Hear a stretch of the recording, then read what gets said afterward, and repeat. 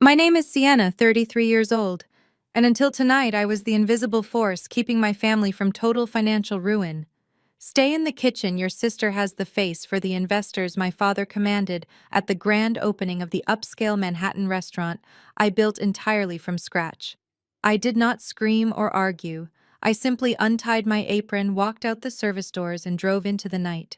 Shortly after the lead investor rose in the crowded dining room, announced that the Michelin-trained chef he came to fund had just resigned and tore his $7 million check into tiny pieces.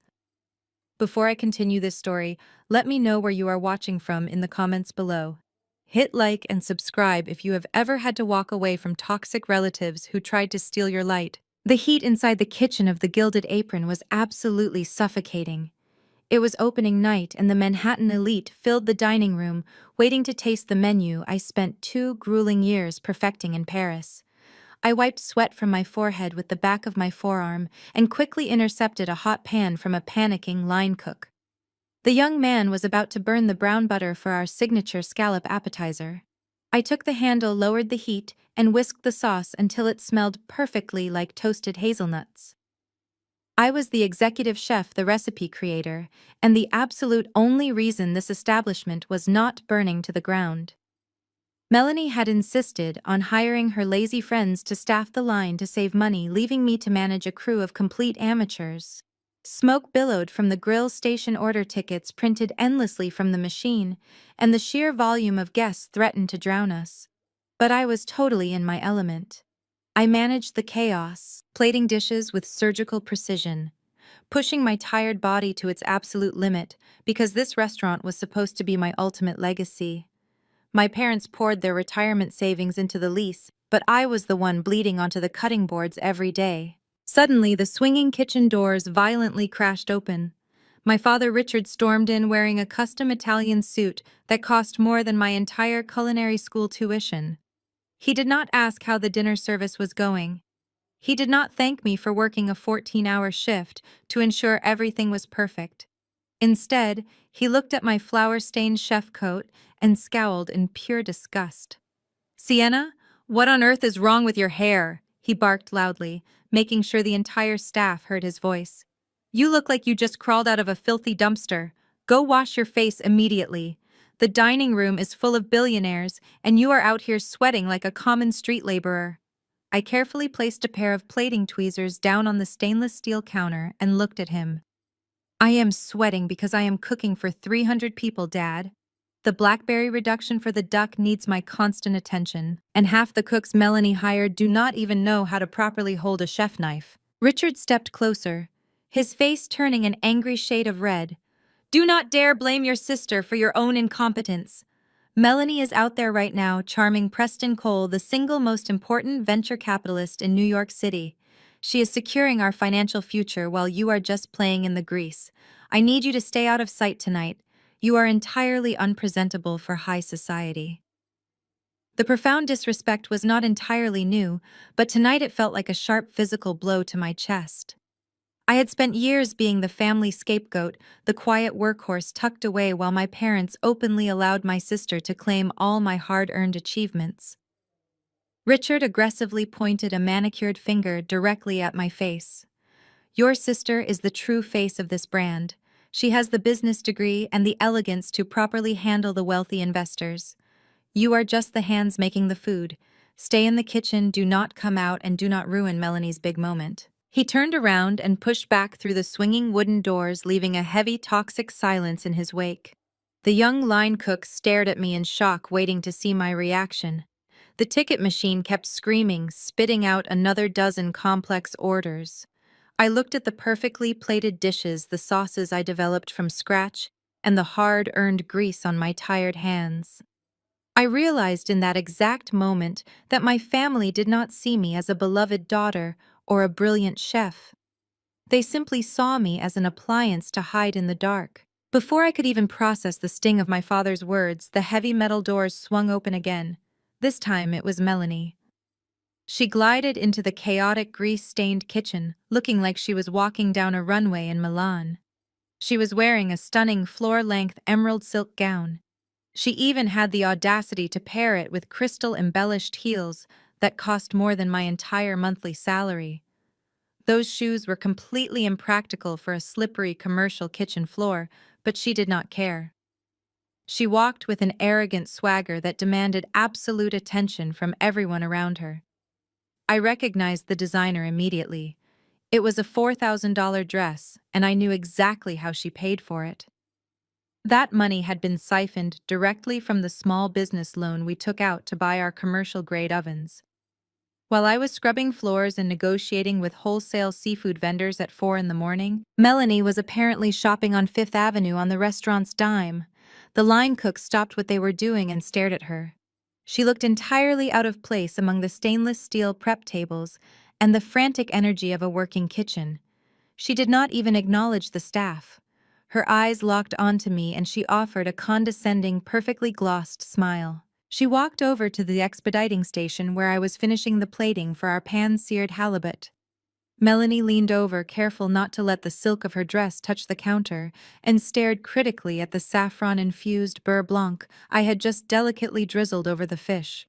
"This looks terrible, Sienna," she said, wrinkling her nose in disgust. "The sauce is completely separated. It looks like yellow water. Remake it immediately." I stared at her in utter disbelief. "Melanie, that is a perfectly emulsified beurre blanc. The saffron threads give it that golden color, and it holds its shape exactly as it is supposed to. It is the exact technique I learned at Le Maurice in Paris." She rolled her eyes, completely uninterested in my culinary expertise. "I do not care what they do in France," she snapped sharply. "It does not look appetizing. Make something thicker and whiter, like ranch dressing or something. I need everything to be absolutely flawless tonight. You are going to ruin my big moment with this pretentious garbage." I gripped the edge of the metal counter so tightly, my knuckles turned white. "Your big moment?" I asked, keeping my voice dangerously low so the rest of the kitchen would not hear. "Yes, my big moment," Melanie replied loudly, making sure everyone did hear. "Sterling Vance is sitting at table 4 right now. He is the most powerful hospitality investor in the country, and he is ready to write a $7 million check tonight to take this restaurant national. I am going out there to present the menu to him. I am going to walk him through the flavor profiles, the inspiration behind the dishes, and the vision for the brand." I slowly let out a harsh, bitter laugh. "You do not even know the difference between a shallot and an onion, Melanie. How exactly are you going to explain the flavor profiles to a legendary investor?" She smiled again, that same infuriating, smug expression. "Because I have the business degree, and I have the face that sells the brand. Nobody wants to invest millions of dollars into a sweaty, exhausted girl who looks like she has not slept in a week." My father suddenly reappeared behind her, placing a proud, supportive hand on Melanie's shoulder. "Listen to your sister Sienna," he commanded, his tone leaving no room for argument. "We agreed that she would be the front-facing CEO of this operation.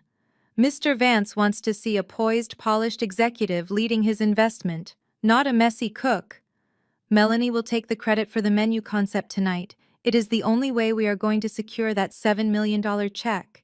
You just keep the food coming out hot and on time." I looked back and forth between the two of them. My own father and sister were standing in the kitchen I designed, demanding I hand over my life's work so they could secure millions of dollars under false pretenses. They had used my resume, my Michelin training, and my blood, sweat, and tears to lure in a billionaire investor, only to push me into the shadows the second the money was on the table. Richard leaned in closer, his voice dropping into a harsh whisper. "Stay hidden, Sienna. I am not asking you. I am explicitly telling you. Do your job, keep your mouth shut, and let your sister secure our family's financial future tonight." I stared into my father's eyes, searching for even a flicker of parental warmth or basic human respect. There was absolutely nothing there, just cold, calculating greed. He looked at me the way a factory owner looks at a broken machine. For 33 years, I had bent over backward to earn their approval. I endured the constant comparisons to Melanie, the blatant favoritism, and the endless demands on my time and talent. I thought that if I just worked hard enough, if I built something truly magnificent like this restaurant, they would finally see me. They would finally be proud of me. But standing in the sweltering heat of that kitchen, listening to the roar of the dining room outside, a profound and chilling clarity suddenly washed over me. The anxiety that had been gripping my chest all night completely evaporated, replaced by an icy, absolute calm. They did not want a daughter, they wanted a ghost. I did not yell. I did not throw the expensive plating tweezers across the room, or break down into hysterical tears like Melanie would have done. I simply took a step back from the stainless steel prep counter. I reached up to the collar of my pristine white chef coat, the one I had custom embroidered with my initials when I graduated at the top of my class in Paris. I unfastened the top button, then the second, then the third. Richard frowned, his aggressive posture faltering slightly. "What are you doing?" he demanded, his voice losing some of its sharp edge. "Stop playing around, Sienna. The main dinner rush is starting in 10 minutes, and we need those duck entrees fired immediately." I ignored him. I slipped my arms out of the heavy cotton coat and tossed it carelessly onto the counter right next to the delicate saffron sauce Melanie had just insulted. Underneath, I was wearing a simple black t-shirt drenched in the sweat of my own hard work. Next, I reached behind my back and untied the thick canvas apron wrapped securely around my waist. The heavy knot gave way, and I let the apron slip from my tired fingers. It hit the floor with a soft, definitive thud. The entire kitchen went completely silent. The line cooks stopped chopping. The dishwashers turned off the industrial sprayers. The only sound left was the relentless ticking of the order printer spitting out more tickets. Melanie took a step back, her designer heels slipping slightly on the greasy floor. Her smug smile vanished entirely, replaced by a look of genuine panic. "Sienna, put that apron back on right now," she snapped, her voice rising an octave. "You cannot throw a temper tantrum tonight. Sterling Vance is out there waiting." I looked directly at my sister, taking in her ridiculous $4,000 gown and her complete lack of culinary knowledge. "You wanted the spotlight, Melanie. It is all yours." I reached under the prep station and grabbed my worn leather messenger bag. I slung it over my shoulder and looked back at my father, whose face had now drained of all color. "You want to be the face of this restaurant?" I said, my voice perfectly steady and loud enough for the entire staff to hear clearly. "Then you better learn how to cook fast, because you are not going to survive the appetizer course without me." The truffle foam for the Wagyu beef needs to be aerated in exactly 7 minutes, or it will collapse into a watery mess. The sea bass needs to be pulled from the oven in 90 seconds, or it will be dry and inedible. And that separated sauce you hate so much, good luck fixing it with your shiny business degree. Richard stepped forward, raising his hand as if to physically stop me. "You cannot leave us like this," he yelled, total panic finally setting in. "We have a contract. You owe this family." "I do not owe you a single thing," I replied coldly. "I built this kitchen, and now I am walking out of it forever. Tell Mr. Vance the chef says bon appetit." Without waiting for another word, I turned my back on them and walked straight toward the heavy metal delivery doors at the back of the kitchen. I pushed the crash bar and the door flew open, letting in a blast of cool, crisp New York City night air. I stepped out into the dark alleyway, leaving the oppressive heat, the screaming ticket machine, and my toxic family behind. As the heavy metal door swung shut behind me, cutting off Richard's furious shouting, I took my first deep breath of actual freedom. I did not know exactly what my next move was going to be, but I knew one thing for absolute certain. The gilded apron was about to go up in flames, and I was not going to be around to extinguish the fire. The cold November wind whipped against my t-shirt. I slid into the driver's seat of my car and slammed the door shut, sealing out the kitchen noise. Before I could even put the keys in the ignition, the glowing screen of my phone lit up the dark cabin. The caller ID flashed brightly in the dark. It was Andre, Melanie's husband, and my brother-in-law. Andre was the financial manager for the restaurant, but more importantly, he was the only person in my entire family who ever treated me with genuine respect. I hit accept and put the phone on speaker. "Andre, I cannot go back in there." I started, my voice shaking slightly with residual anger. "I just walked out. They can serve the duck raw for all I care." "Sienna, listen to me very carefully," Andre interrupted, his deep voice hushed and frantic. "Do not go back into that kitchen. Get as far away from this building as you possibly can. I frowned, confusion temporarily overriding my anger. Where are you? Why are you whispering? I am in Richard's makeshift office downstairs. Andre replied quickly. I was supposed to be running the final payroll numbers before dinner service, but I just found the finalized investment contracts sitting on his desk. The ones he is presenting to Sterling Vance tonight. I felt a cold knot form in my stomach. What about them? Andre took a sharp breath. Sienna, they cut you out, completely. The new LLC operating agreement lists Melanie as the 90% majority owner and your father holding the remaining 10%. Your name is nowhere on these documents. You are legally classified as a standard at-will employee. They are giving you zero equity in the Gilded Apron. My grip on the steering wheel tightened until my hands cramped. I stared blankly through the windshield as the sheer magnitude of their betrayal crashed over me. I gave them everything, Andre. I spent 2 grueling years sleeping on a tiny cot in Paris, working 80-hour weeks just to earn those Michelin credentials. I developed every single recipe on this menu. I know, Andre said sympathetically, and that is exactly what makes this so incredibly sick. I am looking at the pitch deck they sent to Vance last month. It is plastered with your resume, your culinary awards, and your name. They used your exact credentials to get the most powerful investor in New York to walk through those doors. But the second Vance signs that $7 million check tonight, the money goes straight into an account controlled solely by Melanie. They used you as the bait, and now they are tossing you overboard. A wave of pure, unfiltered rage washed over me.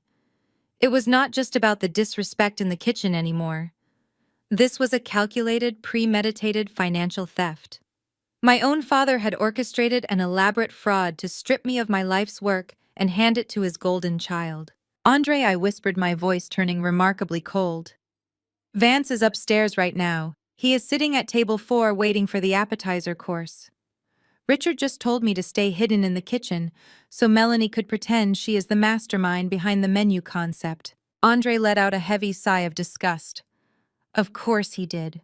Sienna, Melanie cannot even fry an egg. This whole operation is a massive house of cards, and Richard expects you to just quietly hold it up from the shadows.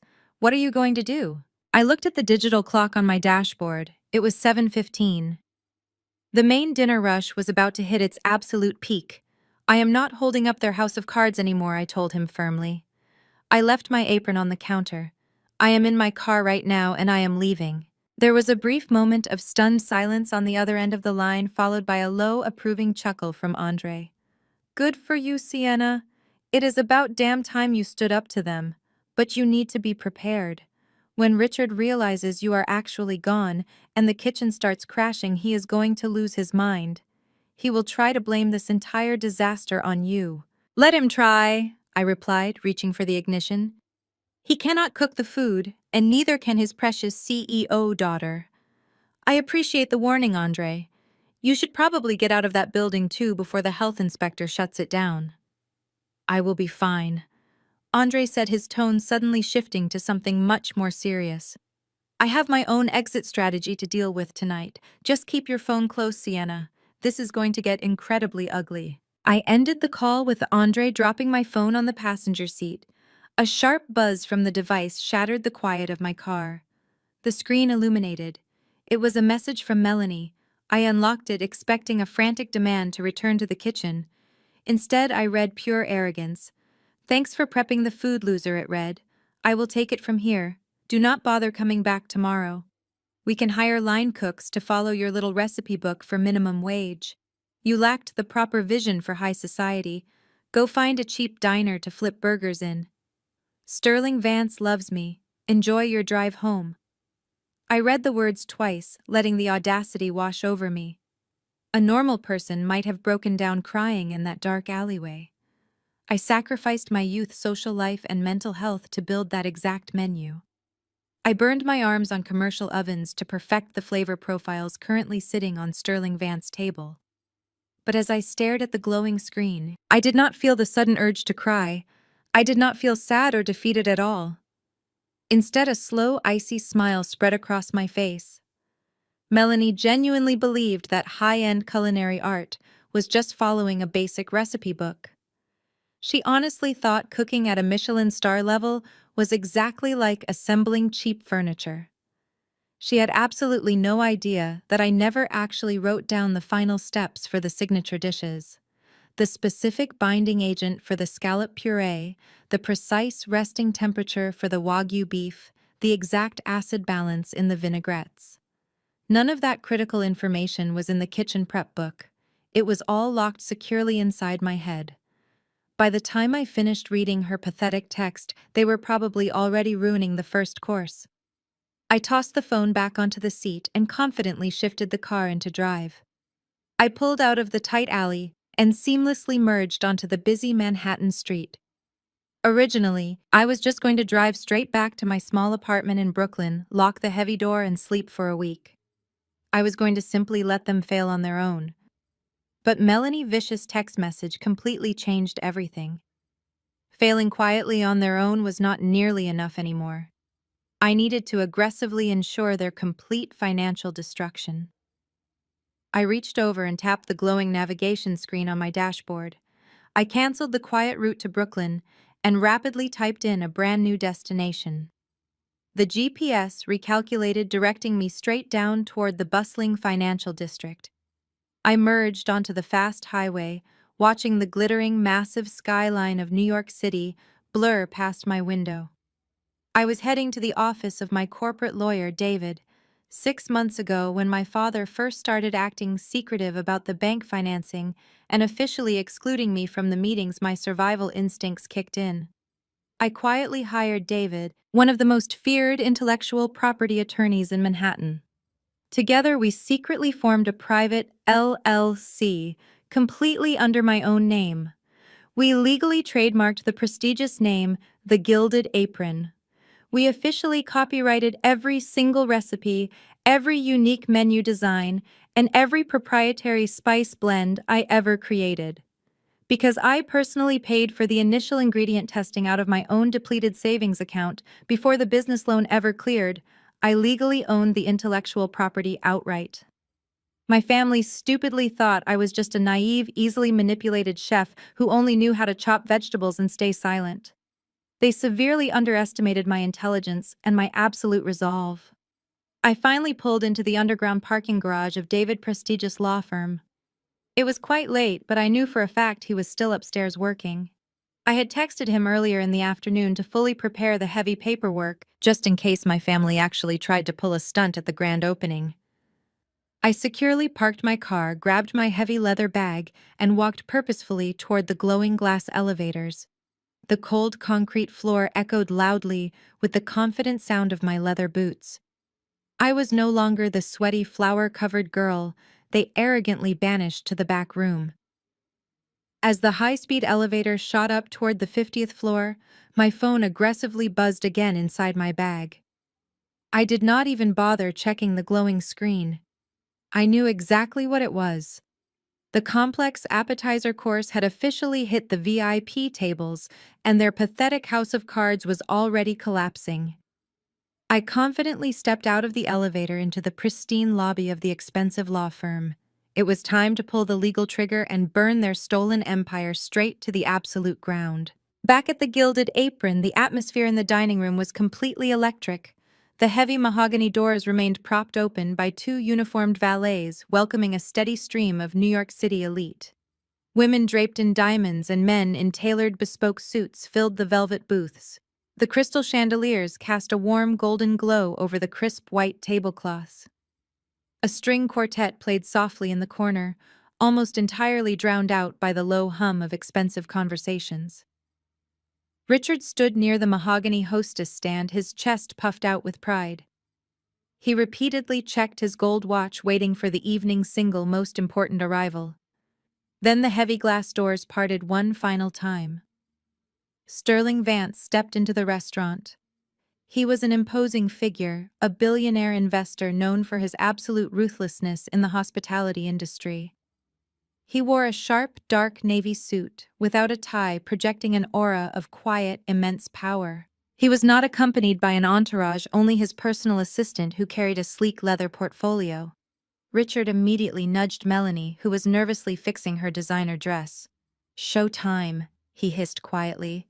"Go get our money." Melanie took a deep breath, plastered on her most brilliant practice smile, and glided across the Italian marble floor toward the entrance. "Mr. Vance," she practically purred, extending her hand.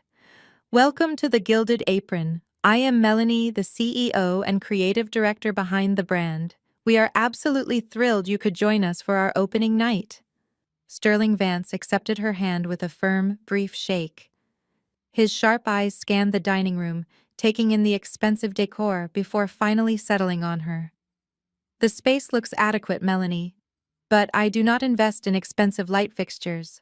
I invest in culinary talent. Your pitch deck highlighted a very specific Michelin-trained approach to French cuisine. I am very eager to taste the vision you outlined in those documents." Melanie's smile widened, though it looked slightly rigid. "Oh, absolutely. The menu is a true reflection of my passion for elevated dining. Please let me show you to the chef table. It is our best seat in the house." She led him to a large semi-private booth near the kitchen doors, designed specifically to give VIPs a glimpse into the culinary process. As soon as Vance sat down, his assistant opened the leather portfolio, revealing a printed copy of the menu. Vance barely glanced at it. He looked directly at Melanie, who was standing beside the table, trying to look effortlessly chic. "So Melanie, tell me about your sourcing for the black truffles featured in the Wagyu dish," Vance said, his tone casual, but his eyes intensely focused. "In your initial email, you mentioned establishing a direct pipeline with a specific region in France." Melanie blinked, the perfectly glossed smile faltering for just a fraction of a second. She shifted her weight nervously in her expensive heels. "Oh yes, the truffles. They are wonderful. We get them from a very exclusive supplier. The best in the region, really. They bring such an earthy, rich flavor to the beef." Vance raised an eyebrow, clearly unimpressed by the generic answer. "Which region specifically? Périgord or Provence?" "There is a distinct difference in the harvest season and the moisture content, which directly affects how they interact with a heavy reduction sauce." Melanie swallowed hard, her mind entirely blank. She had never ordered a truffle in her life. She did not even know what a reduction sauce actually was. Périgord, I believe."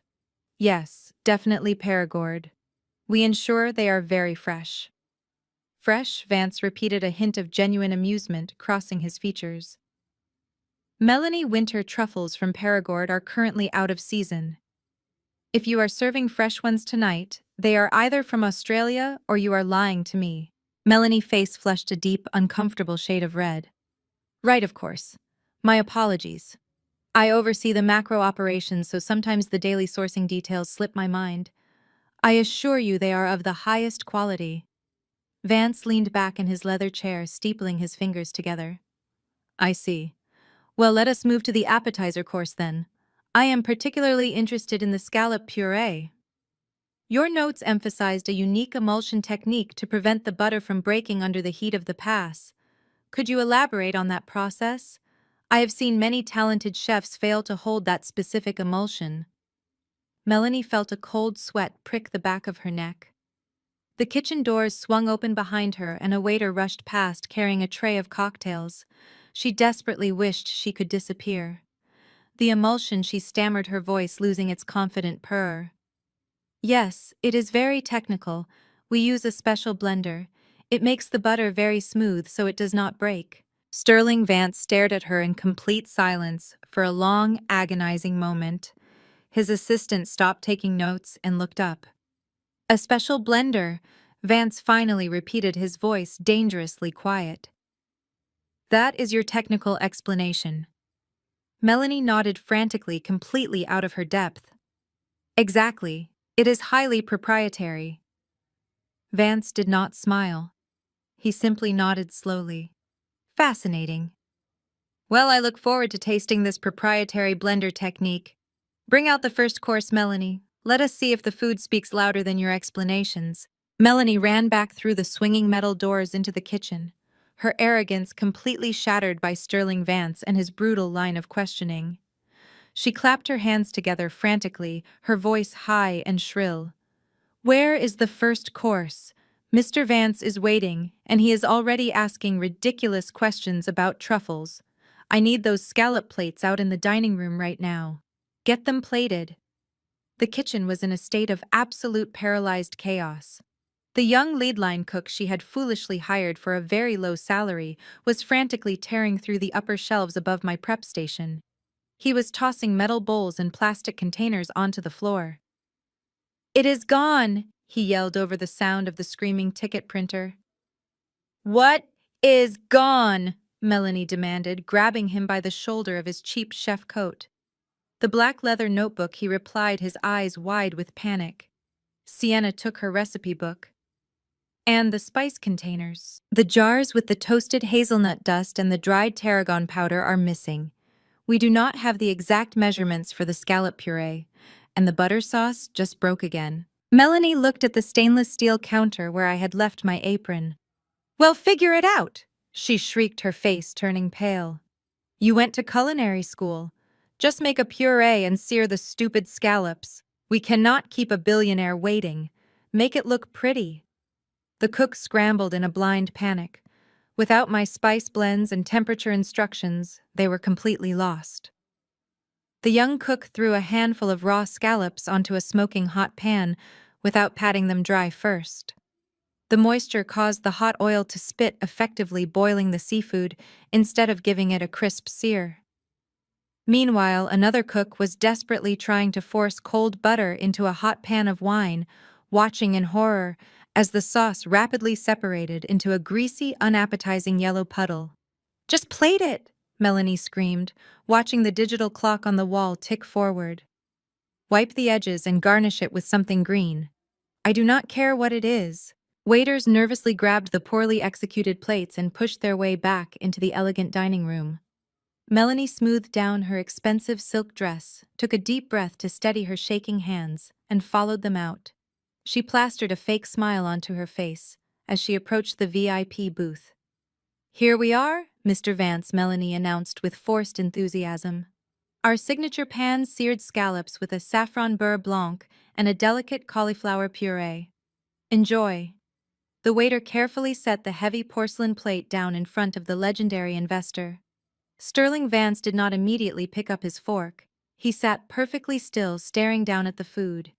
Even from a distance, the flaws were glaringly obvious. The scallops were pale and rubbery, lacking the crucial caramelized crust. The puree underneath them was lumpy and dense. Worst of all, the sauce Melanie had proudly announced as a beurre blanc was fully separated, pooling around the edges of the dish, like cheap, yellow cooking oil. Vance slowly picked up his heavy silver fork. He cut a small piece of the pale scallop, swiped it through the greasy sauce, and brought it to his mouth. Melanie held her breath, her manicured nails digging deep into the palms of her hands. Richard, who had been watching from across the room, took a step closer, his face tight with anxious anticipation. Vance chewed the food slowly. His expression did not change. He did not grimace, but he did not smile either.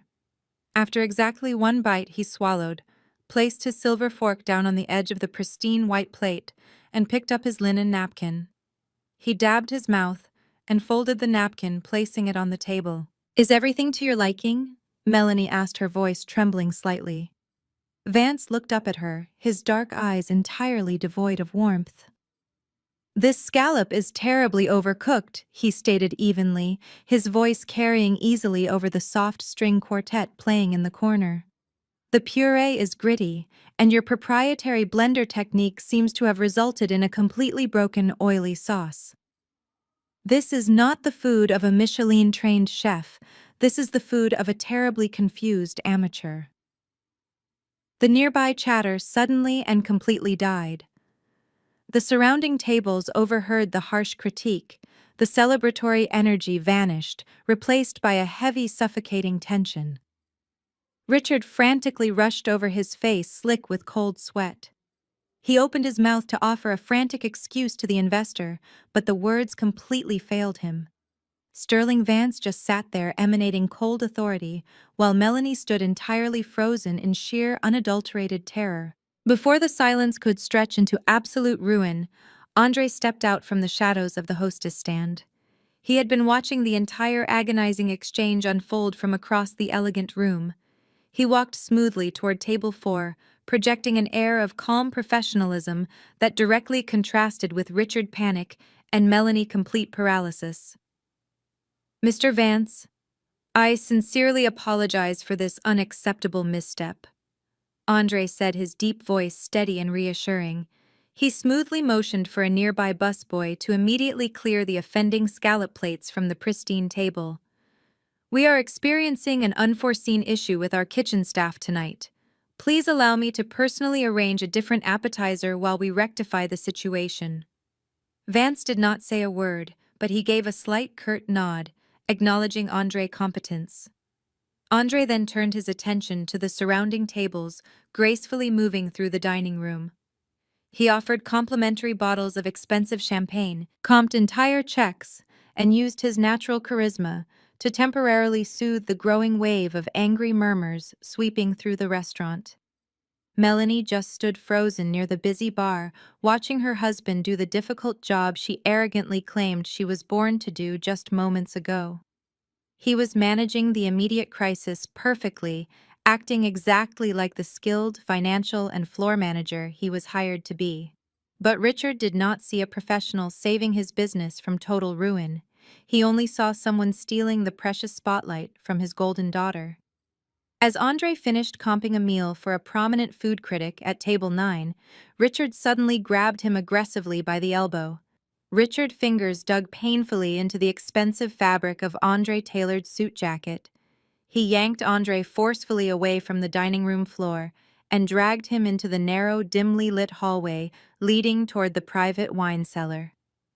What exactly do you think you are doing out there? Richard hissed, his face twisted in an ugly sneer. His breath smelled heavily of nervous sweat and expensive scotch. Andre calmly pulled his arm out of Richard's grasp, adjusting his jacket sleeve. I am doing damage control, Richard. Your daughter just served raw seafood and a broken sauce to a billionaire investor. I am trying to stop the entire dining room from walking out the front door and ruining our reputation. Richard's face flushed an even deeper shade of angry crimson red.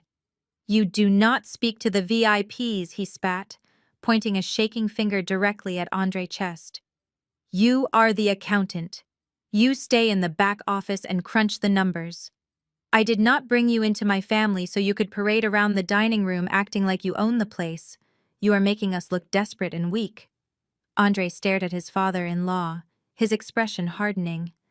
I am keeping this restaurant afloat because Melanie is currently having a panic attack. Someone has to manage the floor before we lose every single customer here. Richard let out a harsh, cruel laugh. You really think you belong out there with those people? You think wearing a nice suit suddenly erases where you came from? Let us get one thing perfectly clear right now, Andre. You only have this prestigious job because you married my daughter.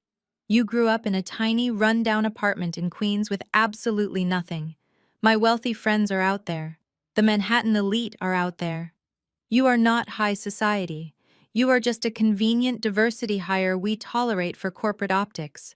Stop trying to play the hero.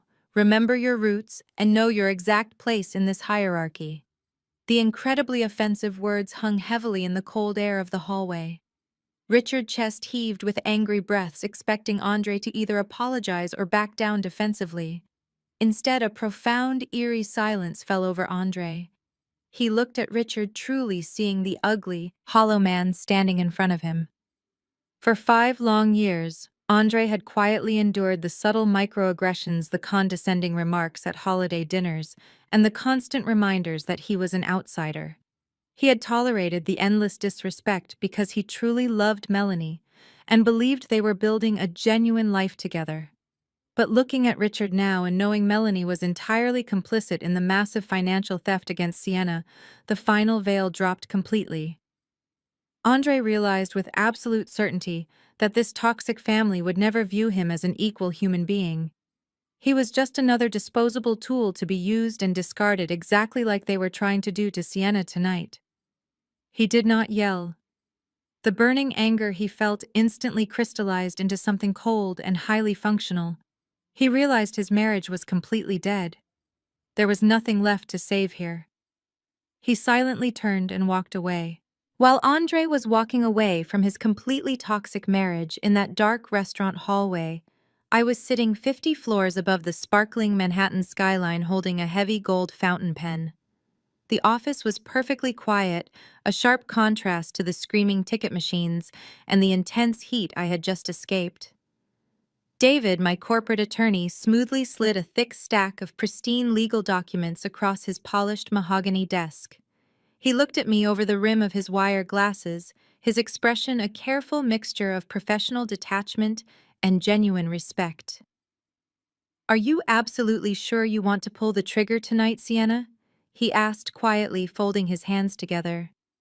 "Once I officially file these injunctions with the state and serve the legal notices, there is absolutely no going back.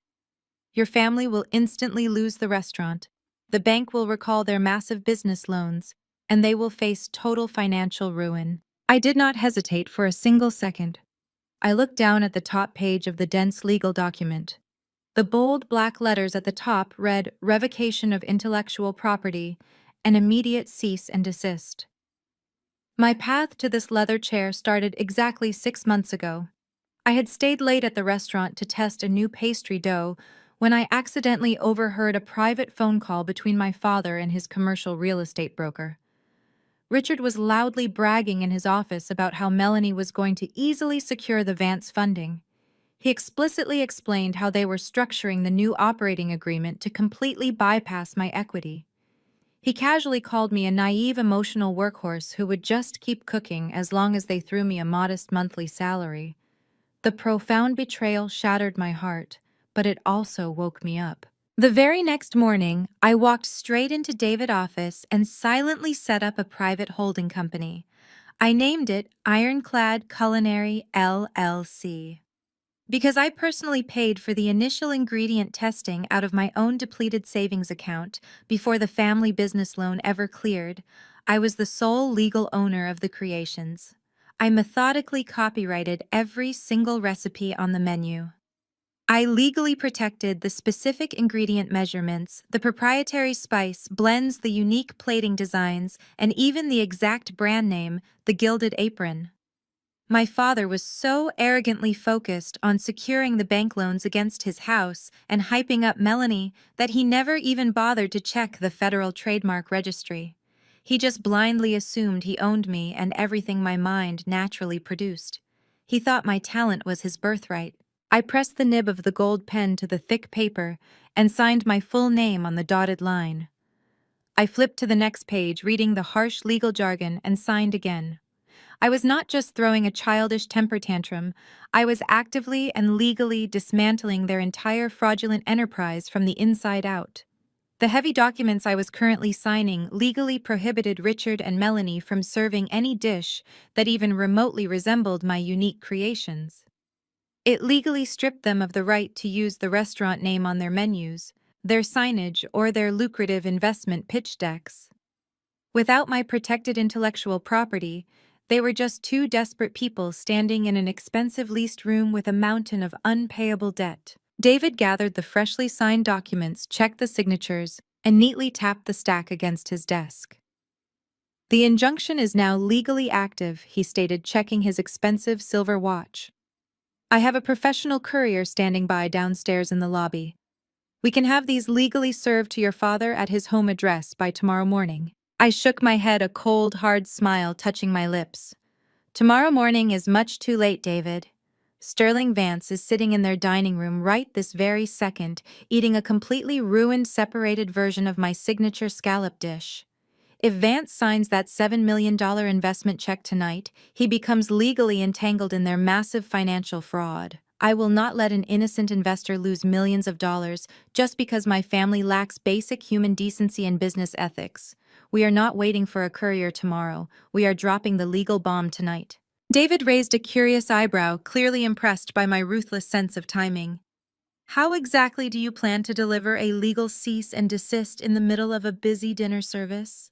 He asked, leaning back in his plush leather chair.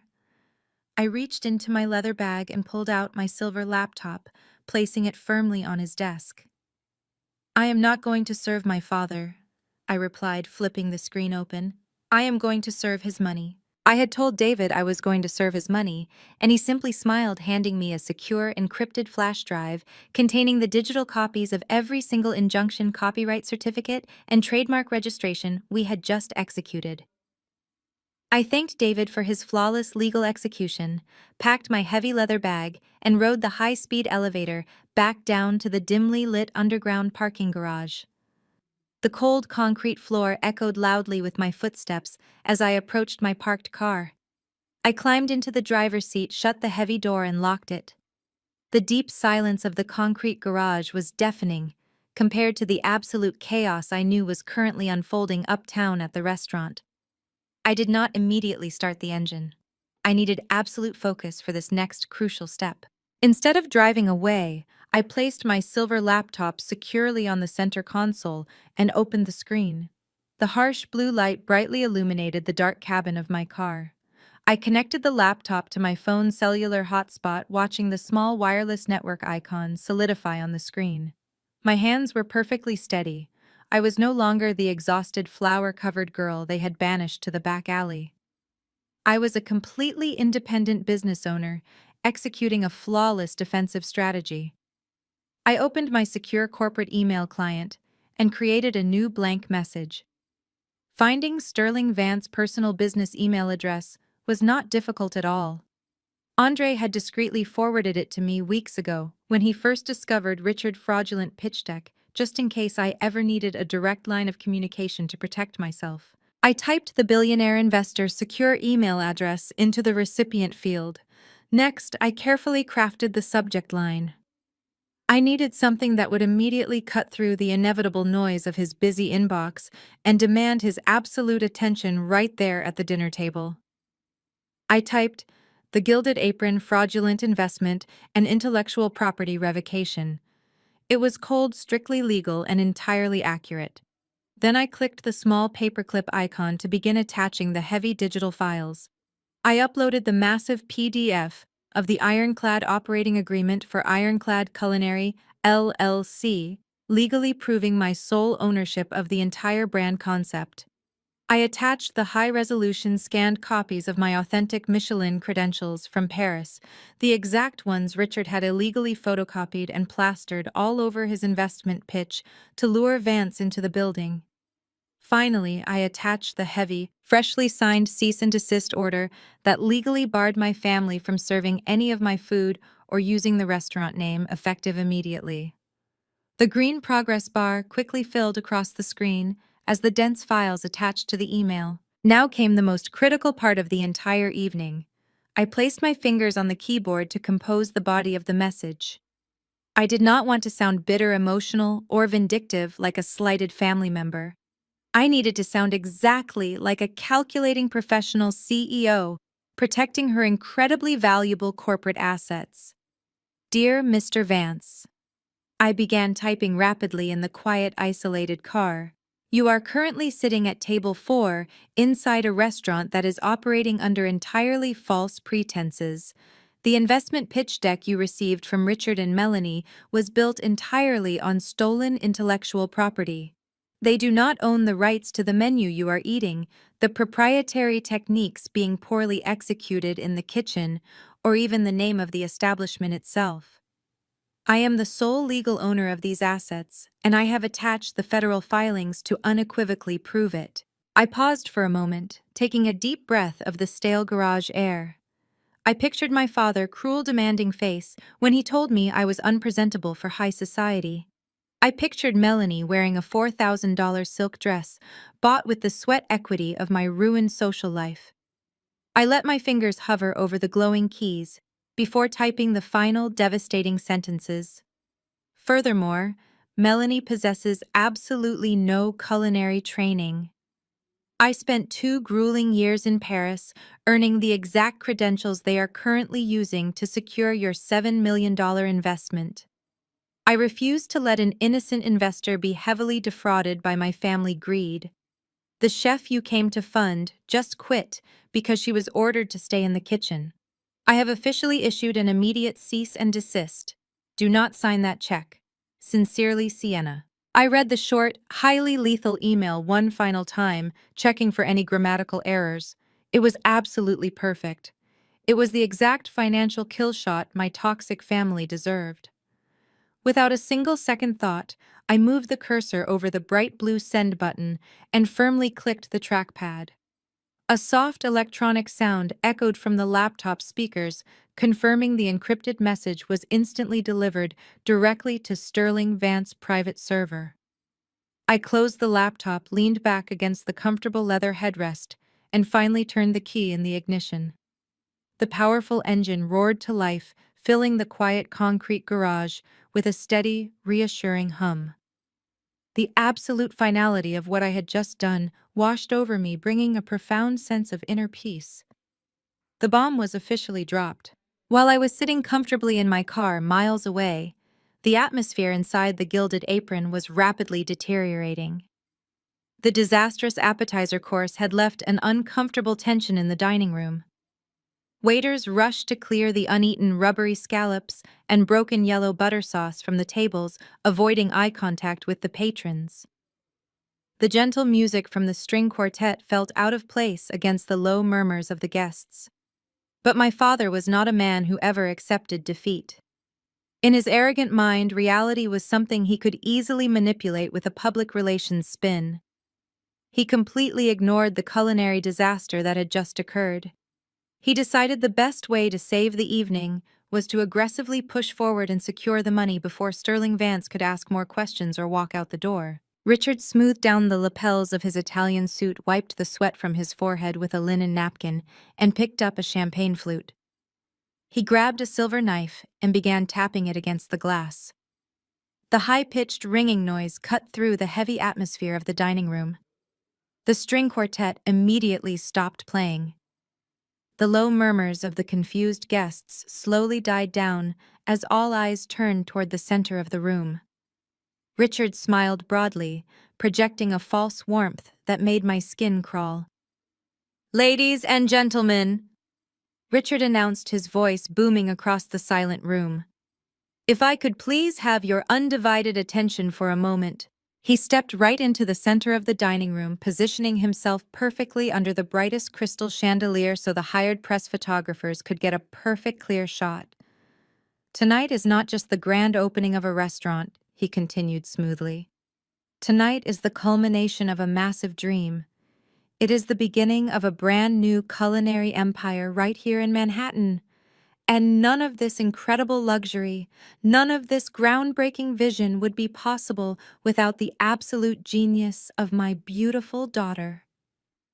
Richard gestured dramatically toward the wooden bar where Melanie was desperately trying to compose herself after her humiliating interaction with the billionaire investor. Melanie took a deep breath, plastered that fake glossy smile back onto her face, and walked gracefully to join him. The designer silk gown flowed around her ankles, hiding the fact that her knees were visibly shaking.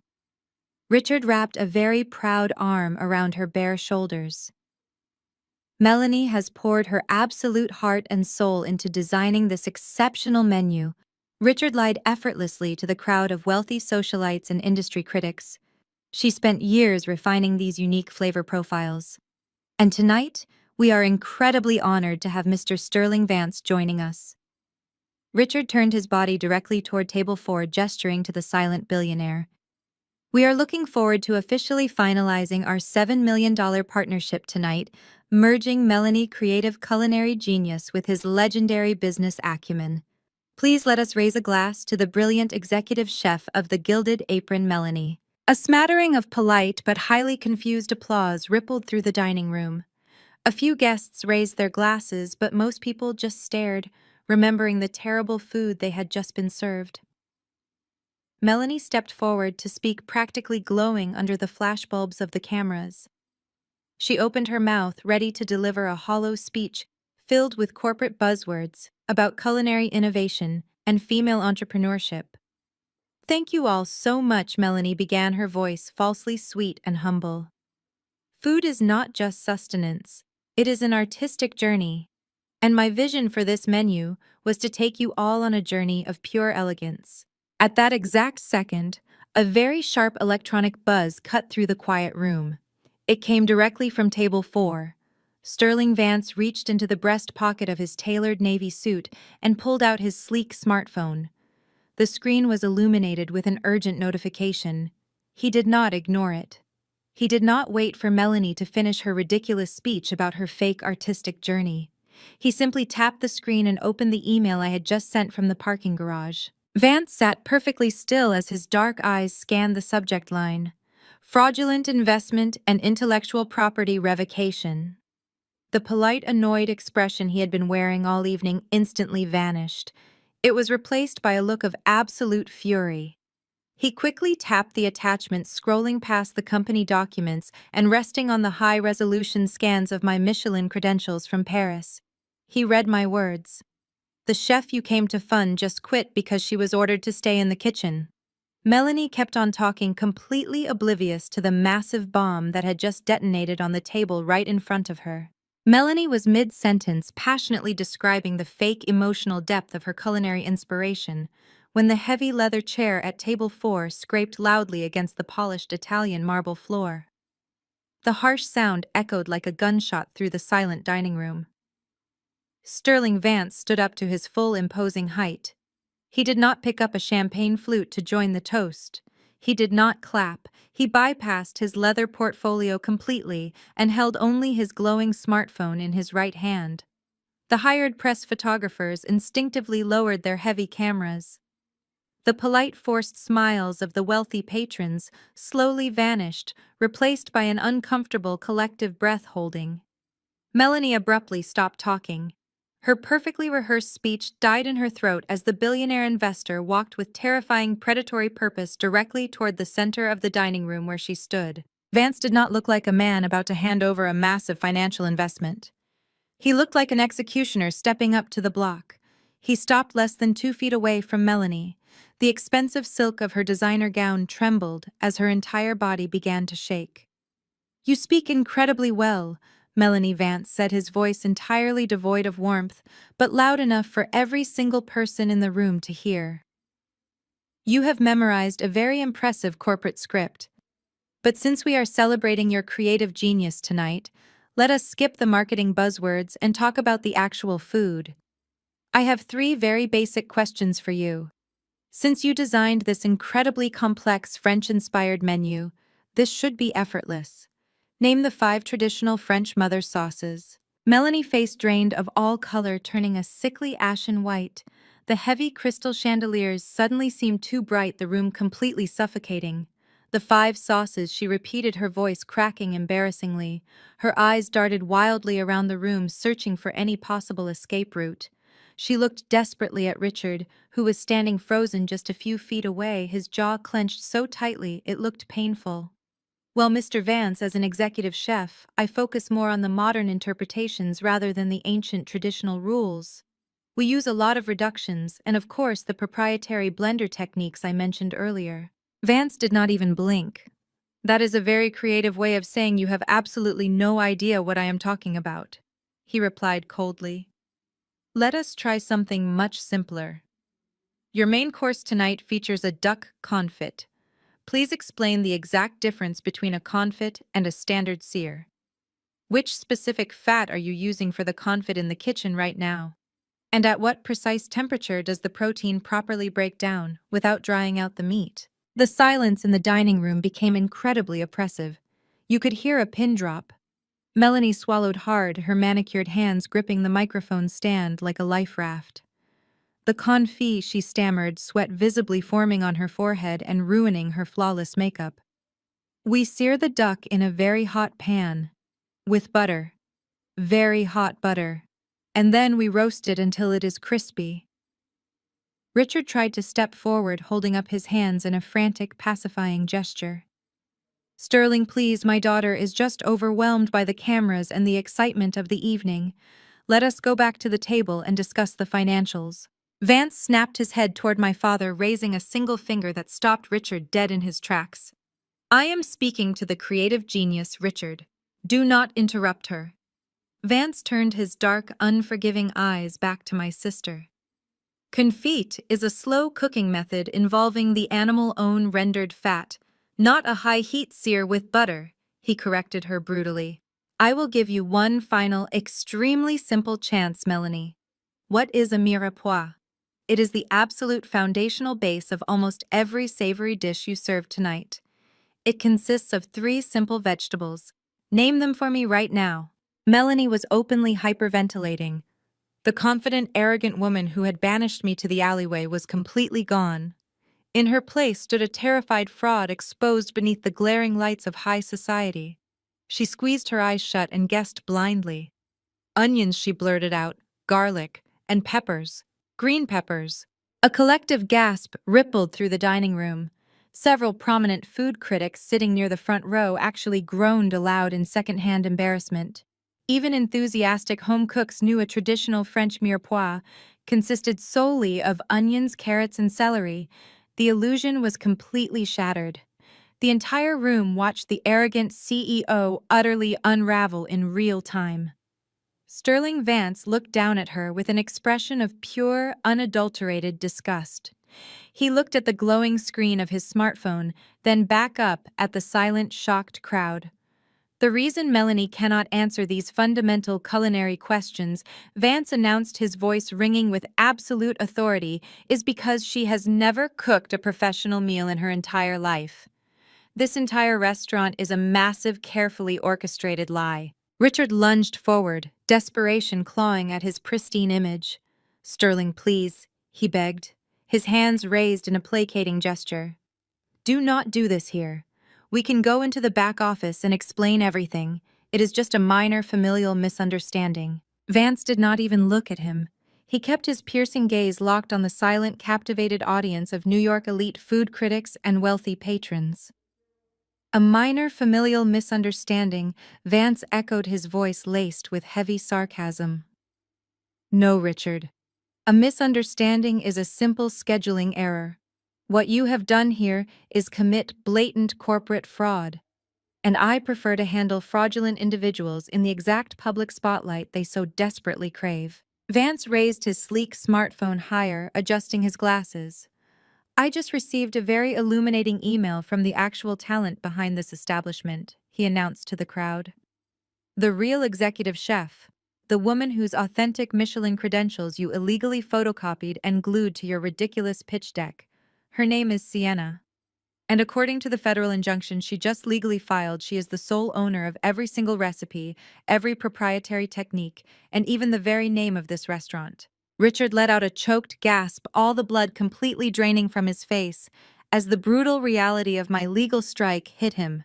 Melanie swayed on her designer heels, looking like she might actually faint right there on the expensive Italian marble floor. Vance looked down at the glowing screen and began to read my exact words aloud, his baritone voice projecting clearly across the mahogany tables. A harsh collective wave of whispers erupted from the wealthy patrons. The prominent food critics sitting in the front row rapidly pulled out their own smartphones, furiously typing notes and drafting headlines. The grand opening of the year was instantly turning into the massive scandal of the decade. Vance held up a hand demanding immediate silence, and the room instantly obeyed. He continued reading. Furthermore, Melanie possesses absolutely no culinary training. I spent 2 grueling years in Paris earning the exact credentials they are currently using to secure your $7 million investment. I refuse to let an innocent investor be heavily defrauded by my family greed. Vance lowered the phone and looked directly at my father. You sat in my corporate office exactly 3 weeks ago, Richard. You looked me directly in the eye and swore on your professional reputation that your daughter Melanie was the sole visionary behind this brand. You assured my entire investment board that she trained extensively in Paris. You requested $7 million of my capital based on a completely fabricated resume. You thought I was just a wealthy wallet you could easily manipulate. You thought you could hide the true architect of this menu in the shadows while parading an absolute amateur in front of the cameras. Richard opened his mouth to defend himself, but nothing came out. He was completely trapped in his own web of arrogance and lies. He looked desperately at the press cameras, the very same cameras he had arrogantly invited to capture his ultimate triumph, now documenting his total public ruin. Vance turned his attention back to the captivated dining room. The terrible, rubbery scallops you all just attempted to eat, the completely broken butter sauces, the chaotic delay in the kitchen. That is not the work of a nervous staff on opening night. That is the inevitable result of an arrogant family who banished their actual talent out the back door just to stroke the fragile ego of a golden child. Sienna just informed me that she quit tonight because she was ordered to stay hidden in the filthy kitchen so Melanie could play dress-up. The sheer embarrassment in the room was thick and palpable. The elite patrons looked down at their plates in absolute disgust, realizing they had been served a cheap, fraudulent imitation of fine dining. "You have no intellectual property," Richard Vance declared, his voice dropping to a lethal quiet register. "You have no head chef, you have no menu, and you certainly have absolutely no business ethics. The legal injunction Sienna just served means you cannot legally serve another piece of food in this building under this brand. You invited us all here to celebrate your massive success, but the only thing we are witnessing tonight is your complete and utter financial suicide." The illusion of the wealthy, successful family was totally shattered, leaving only the ugly truth exposed for the entire city to witness. Richard broke the suffocating silence of the dining room, his voice cracking with a desperate, pathetic edge. "Sterling, please, you have to listen to reason," he pleaded, taking a step toward the imposing billionaire. "You cannot seriously believe a single word of that ridiculous, fabricated email. Sienna is not a Michelin-trained executive chef. She is just a deeply disgruntled, emotionally unstable former employee.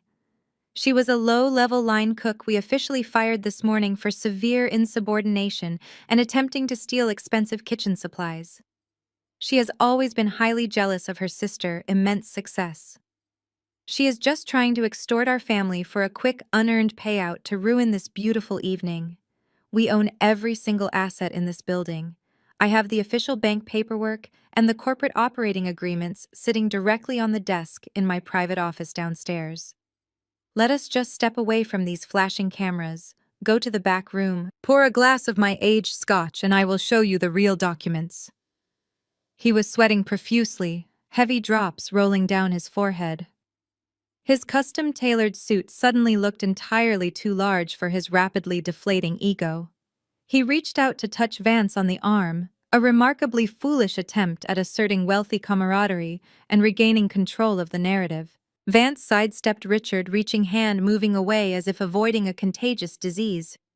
"Do not dare touch me, Richard," he commanded, his voice slicing through the tension in the room like a cold steel blade. "I do not drink scotch with pathetic liars, and I certainly do not conduct business deals hidden away in dark back rooms. You honestly think I am a naive fool?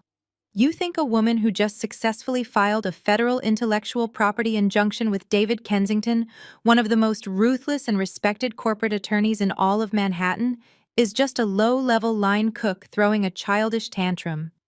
I had my legal team verify the federal filing the second I finished reading her email. The trademark registration is completely real.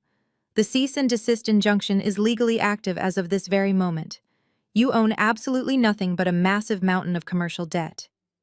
Vance reached deliberately inside the breast pocket of his tailored navy suit jacket. He slowly withdrew a crisp, rectangular piece of watermarked paper. It was the certified cashier check. The $7 million initial investment that Richard had practically mortgaged his entire soul and family home to secure. The entire dining room stared fixedly at the small piece of paper.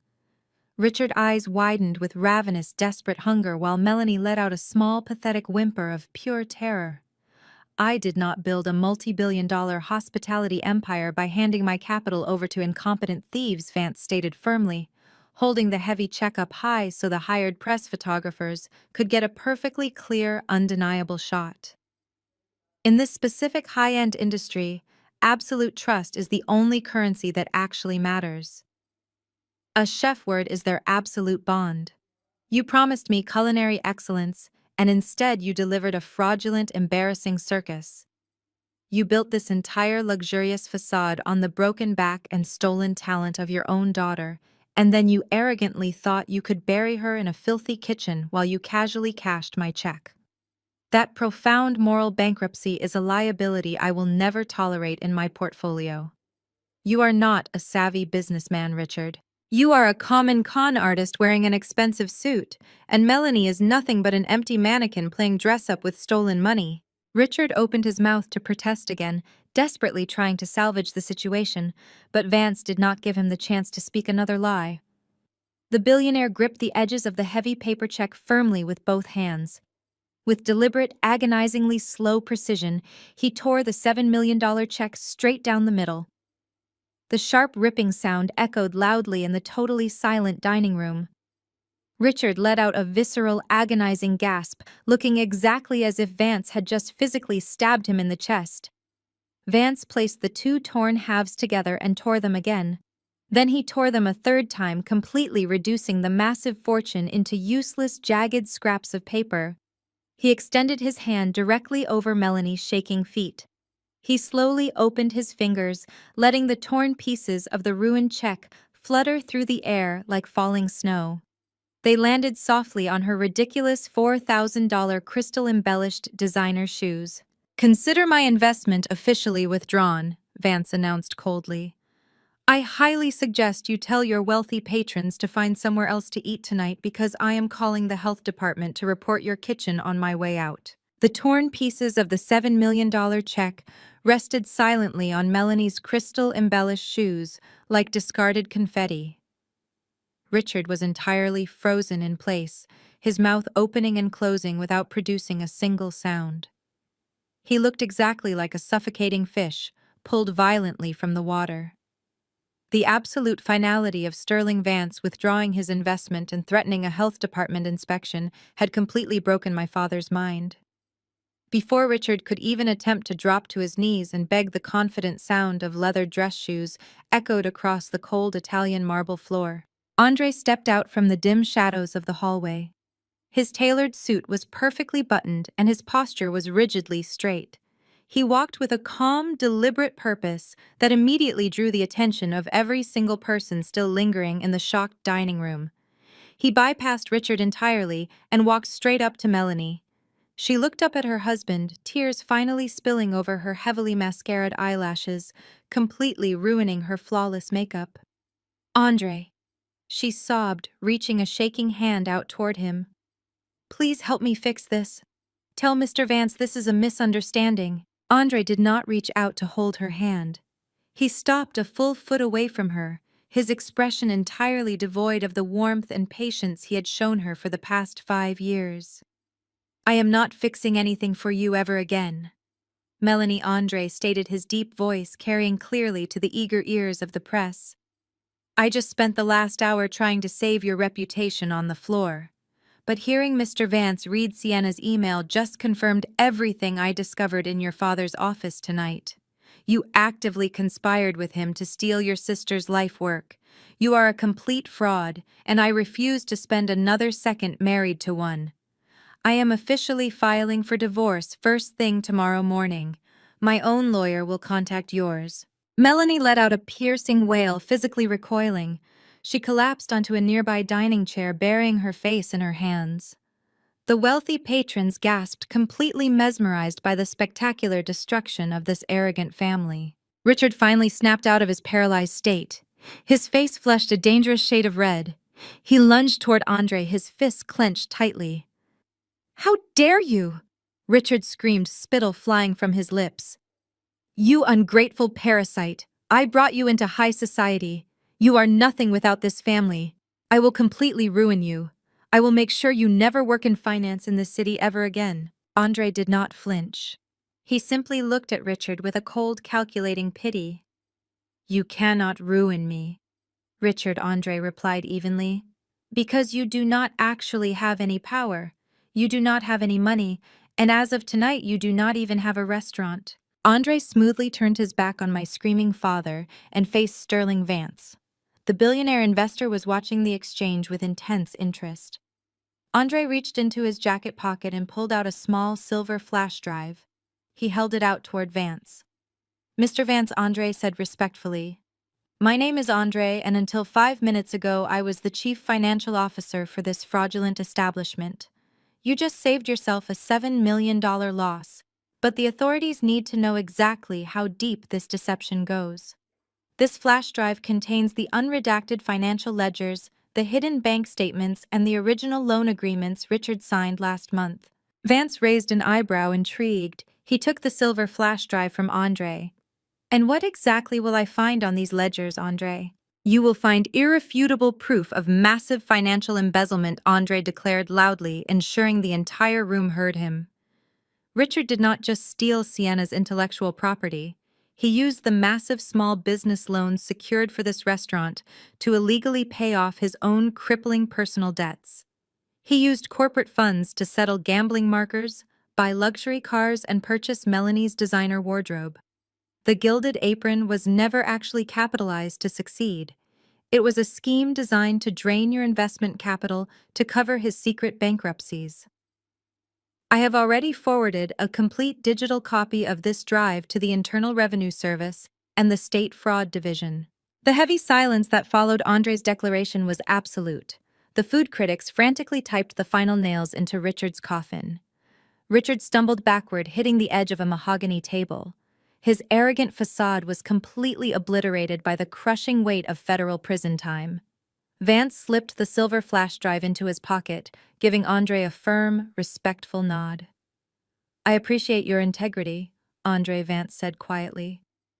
"When the dust settles from this spectacular mess, give my executive office a call. I am always looking for honest financial officers." With that final devastating offer, Sterling Vance turned his back on my shattered family and walked out of the dining room. He did not look back. His personal assistant followed closely behind the heavy glass doors swinging shut with a definitive thud that seemed to echo through the expansive space.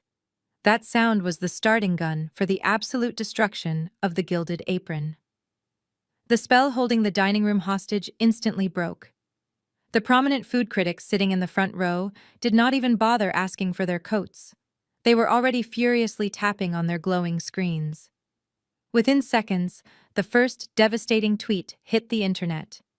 It was from the senior dining editor of the city's most prestigious lifestyle magazine. "The grand opening of the Gilded Apron is a spectacular, fraudulent disaster," the post read. "The so-called executive chef cannot identify a basic mirepoix. The investor publicly tore up a $7 million check, and the CFO just accused the owner of massive federal embezzlement. Do not eat here." The tweet went viral locally almost instantly. I knew this because my own phone, sitting safely on the passenger seat of my car miles away, began lighting up with notifications from industry friends, tagging me in the rapidly spreading news.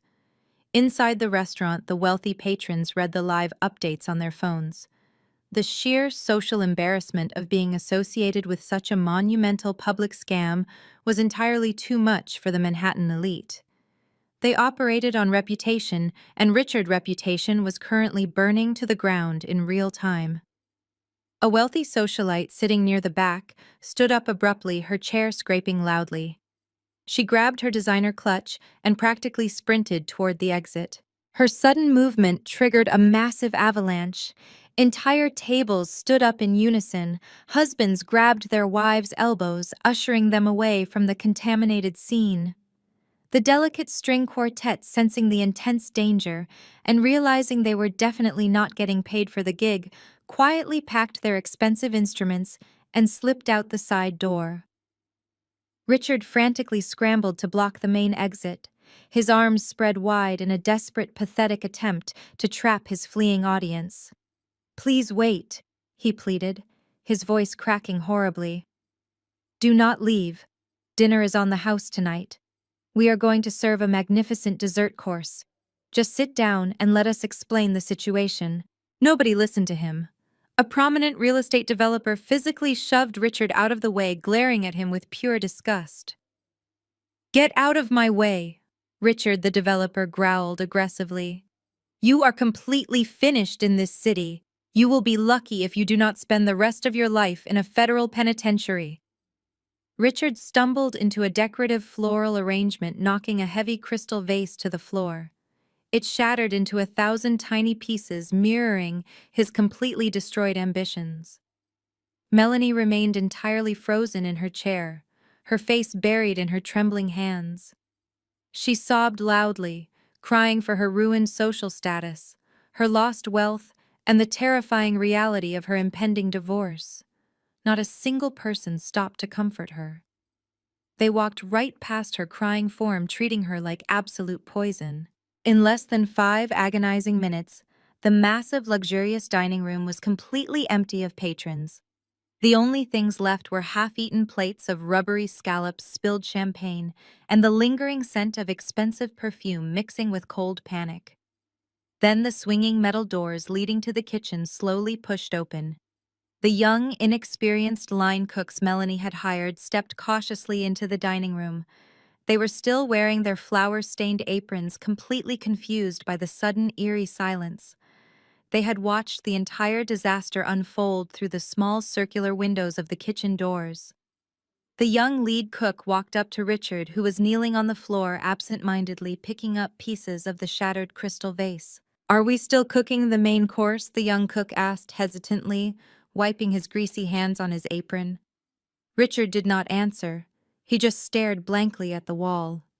The cook looked at Melanie, then around the completely abandoned restaurant. "Listen, man." The cook continued, his tone shifting from confused to deeply concerned. "We saw that rich guy tear up the big check. We heard what the accountant said about the stolen money. We all worked a 14-hour shift today setting up this kitchen. We need to know right now how we are getting paid." Richard finally looked up, his eyes hollow. "Paid," he whispered weakly, treating the concept like a foreign language. The staff exchanged angry glances, realizing the wealthy captain had no life rafts. The restaurant was now completely, absolutely dead. The devastating reality of the previous night truly crystallized when the sun finally rose over Manhattan. The morning light offered no comfort, only the harsh glare of undeniable ruin. Inside Richard's sprawling multi-million-dollar colonial home in the suburbs, the silence was broken by the relentless, piercing ringing of telephones. It started at exactly 8 in the morning and did not stop. Melanie, who had spent the entire night sobbing uncontrollably on her childhood bed, ignored her buzzing phone, burying her face deeper into a tear-soaked pillow. Richard, however, sat frozen in his dark mahogany study, staring blankly at the blinking lights on his multi-line office phone. He looked 10 years older, his expensive suit wrinkled and smelling faintly of stale sweat and panic. The first few calls were from enraged private investors who had caught wind of Sterling Vance's highly public exit and the viral tweets from the food critics. They were aggressively demanding immediate reassurance that their smaller seed investments were secure. Richard did not answer a single one of them. He knew exactly what he had done with their money, and he knew it was entirely gone. Then came the call he truly feared. It was not an angry investor or a confused vendor. It was the stern professional voice of an executive loan officer from First National Bank, the primary financial institution holding the massive business loans that had funded the Gilded Apron. Richard slowly picked up the heavy receiver, his hands trembling violently. Richard, the loan officer, began skipping any polite pleasantries. "We have been closely monitoring the media coverage regarding your restaurant's grand opening. The sudden withdrawal of Sterling Vance, coupled with the severe allegations of intellectual property theft and financial mismanagement, constitute a massive, immediate breach of our lending covenants. The bank's risk assessment department has officially categorized your portfolio as toxic. We are officially executing a margin call on all outstanding business loans effective immediately. We require the full repayment of the principal balance within 48 hours. Richard felt the blood completely drain from his face, leaving him dizzy and nauseous. A margin call. It was the absolute worst-case scenario for any heavily leveraged business owner. 48 hours. Richard gasped, his voice cracking horribly. "That is completely impossible. We need time to restructure. We can hire a new executive chef. The brand name is still valuable. We can salvage the operation." The loan officer's tone remained completely cold and detached. Richard, according to the federal injunction filed last night, you do not actually own the brand name. You do not own the recipes. You own a fully equipped kitchen and a shattered reputation. The bank is not interested in restructuring a fraudulent enterprise. We are moving to aggressively secure our collateral. The word collateral hit Richard like a physical blow to the stomach. To secure the initial massive capital required to lease the prime Manhattan real estate and build the luxurious dining room, Richard had not just pledged the restaurant's future revenue. He had pledged everything he owned. He had put up the massive colonial house he was currently sitting in. He had drained his entire retirement savings, and in a move of pure, arrogant desperation, he had convinced Melanie to secretly pledge the entirety of the trust fund her late grandmother had left her. He had assured her it was just a temporary minor formality to satisfy the bank's strict risk requirements until Sterling Vance signed the check. "You cannot take the house," Richard whispered, tears of sheer terror finally spilling over his eyelashes. "My wife and I have lived here for 30 years. You cannot touch Melanie's trust fund." "You signed the legally binding documents," Richard the loan officer replied smoothly. "The collateral is officially forfeit. The bank will begin foreclosure proceedings on your personal residence by the end of the week, and we are currently freezing the trust accounts. I strongly advise you to retain bankruptcy counsel immediately." The line went completely dead, leaving Richard listening to the harsh, hollow dial tone. He slowly lowered the receiver, his mind frantically trying to process the magnitude of the disaster. He had gambled absolutely everything on Melanie's pretty face and my silent, obedient labor. He had arrogantly believed he could manipulate the entire world without facing a single consequence. Now the house of cards had spectacularly collapsed, crushing him underneath it. He stood up on shaking legs and walked out of his dark study, heading toward Melanie's bedroom. He found her curled in a tight ball, her phone vibrating endlessly on the nightstand. "Melanie," Richard said, his voice entirely hollow, stripped of all its former arrogant power. "We have to pack our bags. The bank just called. They are taking the house. They are taking your trust fund. We have absolutely nothing left." The words hung in the stale air of the bedroom, heavy and suffocating. Melanie stared at our father, her tear-streaked face twisting into a mask of pure denial. She aggressively wiped her eyes, smearing expensive mascara across her pale cheeks. "No," she whispered, her voice trembling with rising hysteria. "No, that is completely unacceptable. We can fix this. We just need to get the kitchen running again. We just need the food to taste like it did in the pitch meetings." She grabbed her smartphone from the nightstand, her manicured fingers shaking so badly she dropped it twice before finally unlocking the screen.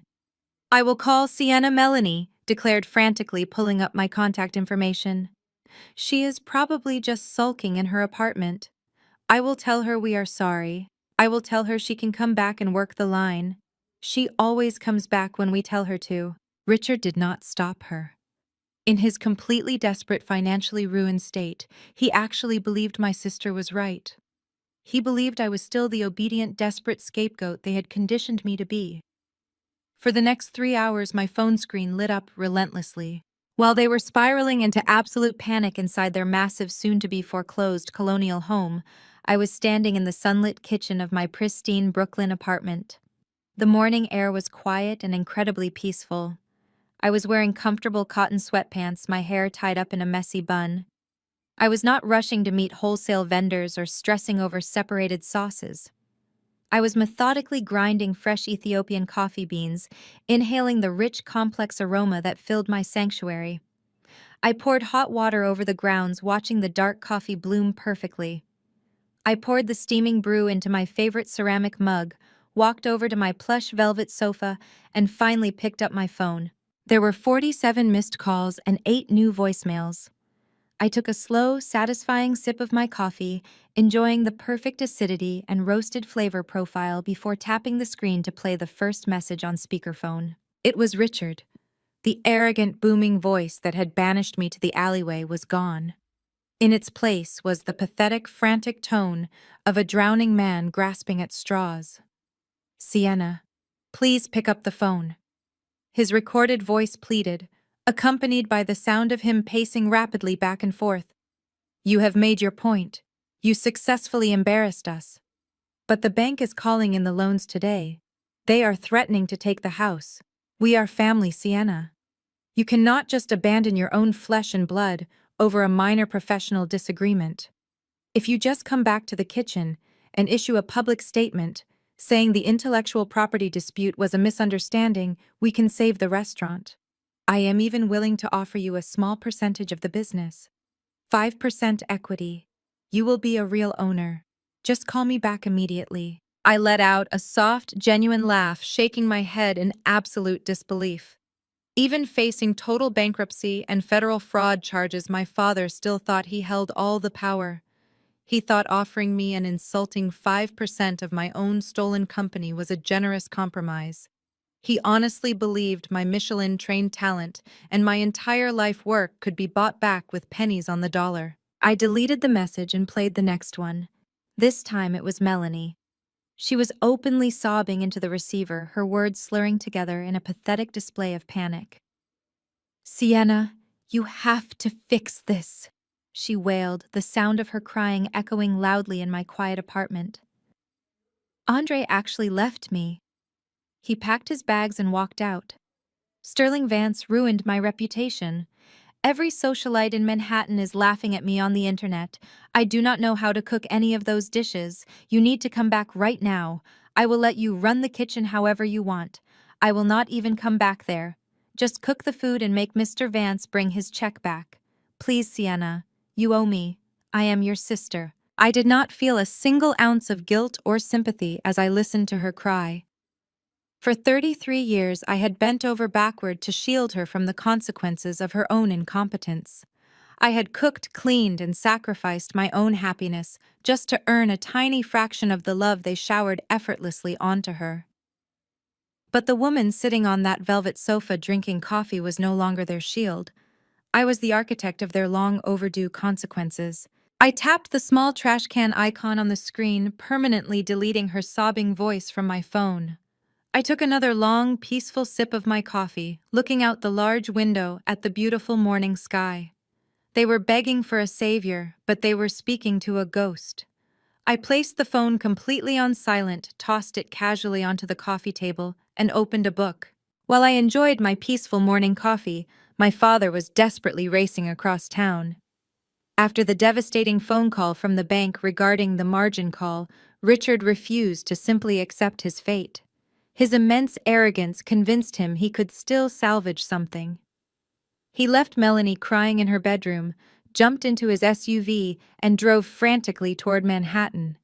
His delusional plan was to quickly secure the physical assets inside the Gilded Apron. He thought he could quietly liquidate the expensive commercial ovens and the Italian marble tables to appease the angry loan officers before they seized everything. He unlocked the heavy back door of the restaurant, fully expecting an empty, quiet kitchen. Instead, he was immediately hit by a solid wall of extremely putrid, suffocating odors. When Sterling Vance tore up that check the night before, the young unpaid line cooks had simply dropped whatever they were doing and walked out the door. They did not shut down the prep stations or wrap the expensive proteins. The kitchen was an absolute terrifying disaster zone. Huge chunks of expensive raw Wagyu beef were left sitting on the stainless steel counters, already turning a sickening shade of gray. Separated butter sauce had congealed into huge yellow puddles on the slippery floor.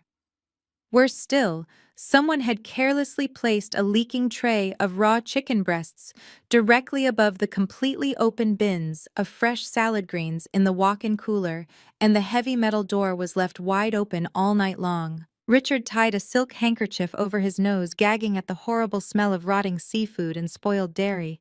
He frantically started grabbing large trash bags, trying to hide the incredible mess before anyone saw it. But his desperate cleanup effort was violently interrupted by the loud ringing of the front doorbell. He froze, hoping whoever it was would just go away. The doorbell rang again, followed by loud, authoritative knocking on the thick glass. Richard cautiously walked through the dark dining room and peered out. Standing on the sidewalk was a stern man in a crisp uniform holding a metal clipboard. It was an official from the New York City Health Department. I had made a very brief anonymous phone call earlier that morning while my coffee was brewing. I knew exactly how incredibly lazy Melanie amateur cooks were, and I knew they would completely abandon the kitchen the second the money dried up.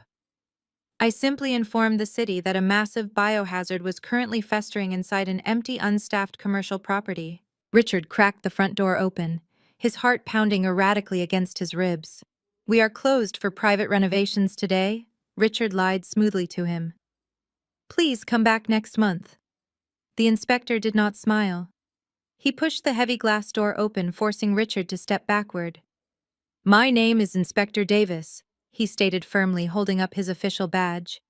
"We received a highly detailed emergency tip regarding severe health code violations and abandoned food at this exact address. I am conducting an immediate unannounced inspection. If you attempt to obstruct my entry, I will return with the police." Richard stood completely paralyzed as Inspector Davis marched directly past him and pushed through the swinging metal doors into the kitchen. The inspector immediately stopped, pulling a digital thermometer and a bright flashlight from his utility belt. He aimed the beam into the dark corners of the greasy, unwashed floor. "This is absolutely catastrophic," Inspector Davis muttered frantically, making notes on his clipboard. He pointed his flashlight at the raw chicken juices dripping onto the uncovered vegetables. "You have massive cross-contamination. The ambient temperature of this walk-in cooler is 60 degrees. You have thousands of dollars of raw protein breeding deadly bacteria." Richard tried to explain that the staff had abruptly quit, but the inspector held up his hand, demanding absolute silence. "I do not care about your staffing issues," Davis snapped sharply. "I care about public safety. Operating a kitchen in this abhorrent condition is a severe criminal violation. You are incredibly lucky no one ate this contaminated garbage last night." Inspector Davis pulled a thick pad of official stickers from his clipboard. He peeled off a massive bright red sign with the word "Closed" printed in bold white letters. He walked past my trembling father, pushed the front doors open, and slapped the red notice directly onto the center of the glass entrance. It covered the gold leaf lettering of the restaurant name. "You are officially shut down," Davis announced coldly. "You cannot enter the premises except for authorized cleaning, and you are facing massive municipal fines." The gilded apron was entirely dead, and everyone passing by now knew it. The bright red sticker from the health department blocked the sunlight from entering the dark dining room. Inside, the atmosphere was thick with the foul smell leaking from the kitchen and the overwhelming stench of complete failure. Richard had locked the front doors after Inspector Davis left, plunging the restaurant into heavy shadows. The beautiful crystal chandeliers hung above them like dead glass. Richard sat heavily at table 4, where Sterling Vance had destroyed their future just hours ago. Melanie sat across from him, her silk gown now wrinkled and smelling of stale sweat. She had finally stopped crying. "We need to sell the ovens," Richard muttered, his voice hoarse and completely stripped of its usual arrogant authority. "We have 6 commercial-grade convection ovens back there. They are brand new. If we call a liquidator today, we can maybe get 50 cents on the dollar. It will not cover the bank margin call, but it might pay for a decent bankruptcy lawyer." Melanie stared blankly at the mahogany table. "We cannot sell the ovens, Dad. The health inspector said we cannot go back into the kitchen. And besides, the bank technically owns the equipment. It was purchased with the business loan. If we sell it, that is stealing from the bank." Richard slammed his fist against the table, making Melanie flinch violently. "I am not going to federal prison because of some technicality," he hissed, his eyes wide and frantic. "We will rent a truck tonight. We will load the equipment in the dark. By the time the bank audits the inventory, we will say the staff stole it when they quit. We just need cash right now to survive." His desperate, highly illegal scheming was abruptly interrupted by a sharp knock on the front glass door. Richard froze, his eyes darting toward the entrance. Through the thick glass next to the glaring red closed sign stood a man in a plain gray suit, holding a thick manila envelope. Richard felt his stomach drop. He thought it was the police coming to arrest him for health code violations, or perhaps the bank auditors arriving early. "Do not move," Richard whispered harshly to Melanie. "Do not make a single sound. Maybe he will just leave." But the man did not leave. He knocked harder, the heavy rapping echoing loudly through the empty, silent dining room. "I can see you sitting in there, Richard," the man called out, his voice muffled but entirely clear through the glass. "Open the door, or I will have the building management override the locks." Richard slowly stood up, his legs shaking violently. He walked across the Italian marble floor, feeling like a condemned man walking to the gallows. He reached the front entrance, unlocked the deadbolt, and pulled the heavy glass door open just a few inches. "Who are you?" Richard demanded weakly, keeping his body positioned to block the entrance. The man did not introduce himself. He simply shoved the thick manila envelope through the narrow gap directly into Richard's chest. Richard instinctively grabbed the heavy package to keep it from hitting the floor. "You have been officially served," the man stated in a bored, flat, monotone voice. "Have a terrible day." The man turned around and walked down the Manhattan sidewalk, disappearing into the crowd. Richard stood in the doorway, staring down at the thick envelope in his shaking hands. He slowly closed the glass door and locked it again. Melanie walked up behind him, her arms wrapped tightly around her own waist. "What is it?" she asked, her voice trembling with fresh panic. "Is it from the bank?" Richard did not answer immediately. He tore open the top of the envelope and pulled out a stack of crisp, white legal documents. He flipped to the first page, his eyes frantically scanning the dense, bold text. His face, already pale from the morning disasters, turned completely white. "It is not the bank," Richard whispered, his voice barely audible. "It is an immediate eviction notice." Melanie gasped, snatching the paper from his hands. "How can we be evicted? We signed a 10-year commercial lease. We paid the first 6 months of rent in cash up front." Richard leaned against the cold glass door, completely defeated. "The property management company invoked the morality clause in the contract," he explained hollowly.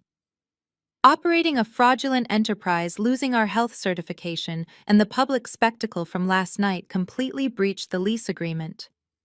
The property owner officially terminated the contract this morning. We do not have 30 days. We do not even have a week. The document says we have to vacate entirely by 5 o'clock this evening, or we will be arrested for criminal trespassing." Criminal trespassing. Richard repeated the phrase aloud, the words tasting like ash in his mouth. Then a sudden violent surge of adrenaline overtook his initial shock. He threw the heavy glass door open, not caring that the bright red health department sticker tore straight down the middle. He ran out onto the cold Manhattan sidewalk, his dress shoes slapping loudly against the concrete. "Hey!" he screamed at the back of the retreating process server. "You come back here right now. There is a massive mistake. Who bought this building? Who is the new property management company? You cannot just terminate a commercial lease without a proper court hearing. I will sue the new owner for millions." The man in the gray suit did not even break his stride. He simply raised a hand over his shoulder and kept walking until he disappeared around the corner. Richard stood on the curb, his chest heaving, his fists clenched tightly at his sides. Melanie hovered nervously in the doorway, too terrified to step outside into the harsh afternoon light. Then the low, powerful purr of a luxury engine cut through the ambient street noise. A sleek midnight black town car glided smoothly to a stop directly in front of the restaurant, right where Richard was standing. The tinted rear window remained rolled up. For a split second, Richard delusionally thought Sterling Vance had returned to negotiate. He took a hopeful step forward, his arrogant posture returning slightly. The driver, a broad-shouldered man in a dark suit, stepped out and opened the rear passenger door. I stepped out of the vehicle. I did not look anything like the exhausted, flower-covered girl they had verbally abused and banished to the back alley less than 24 hours ago.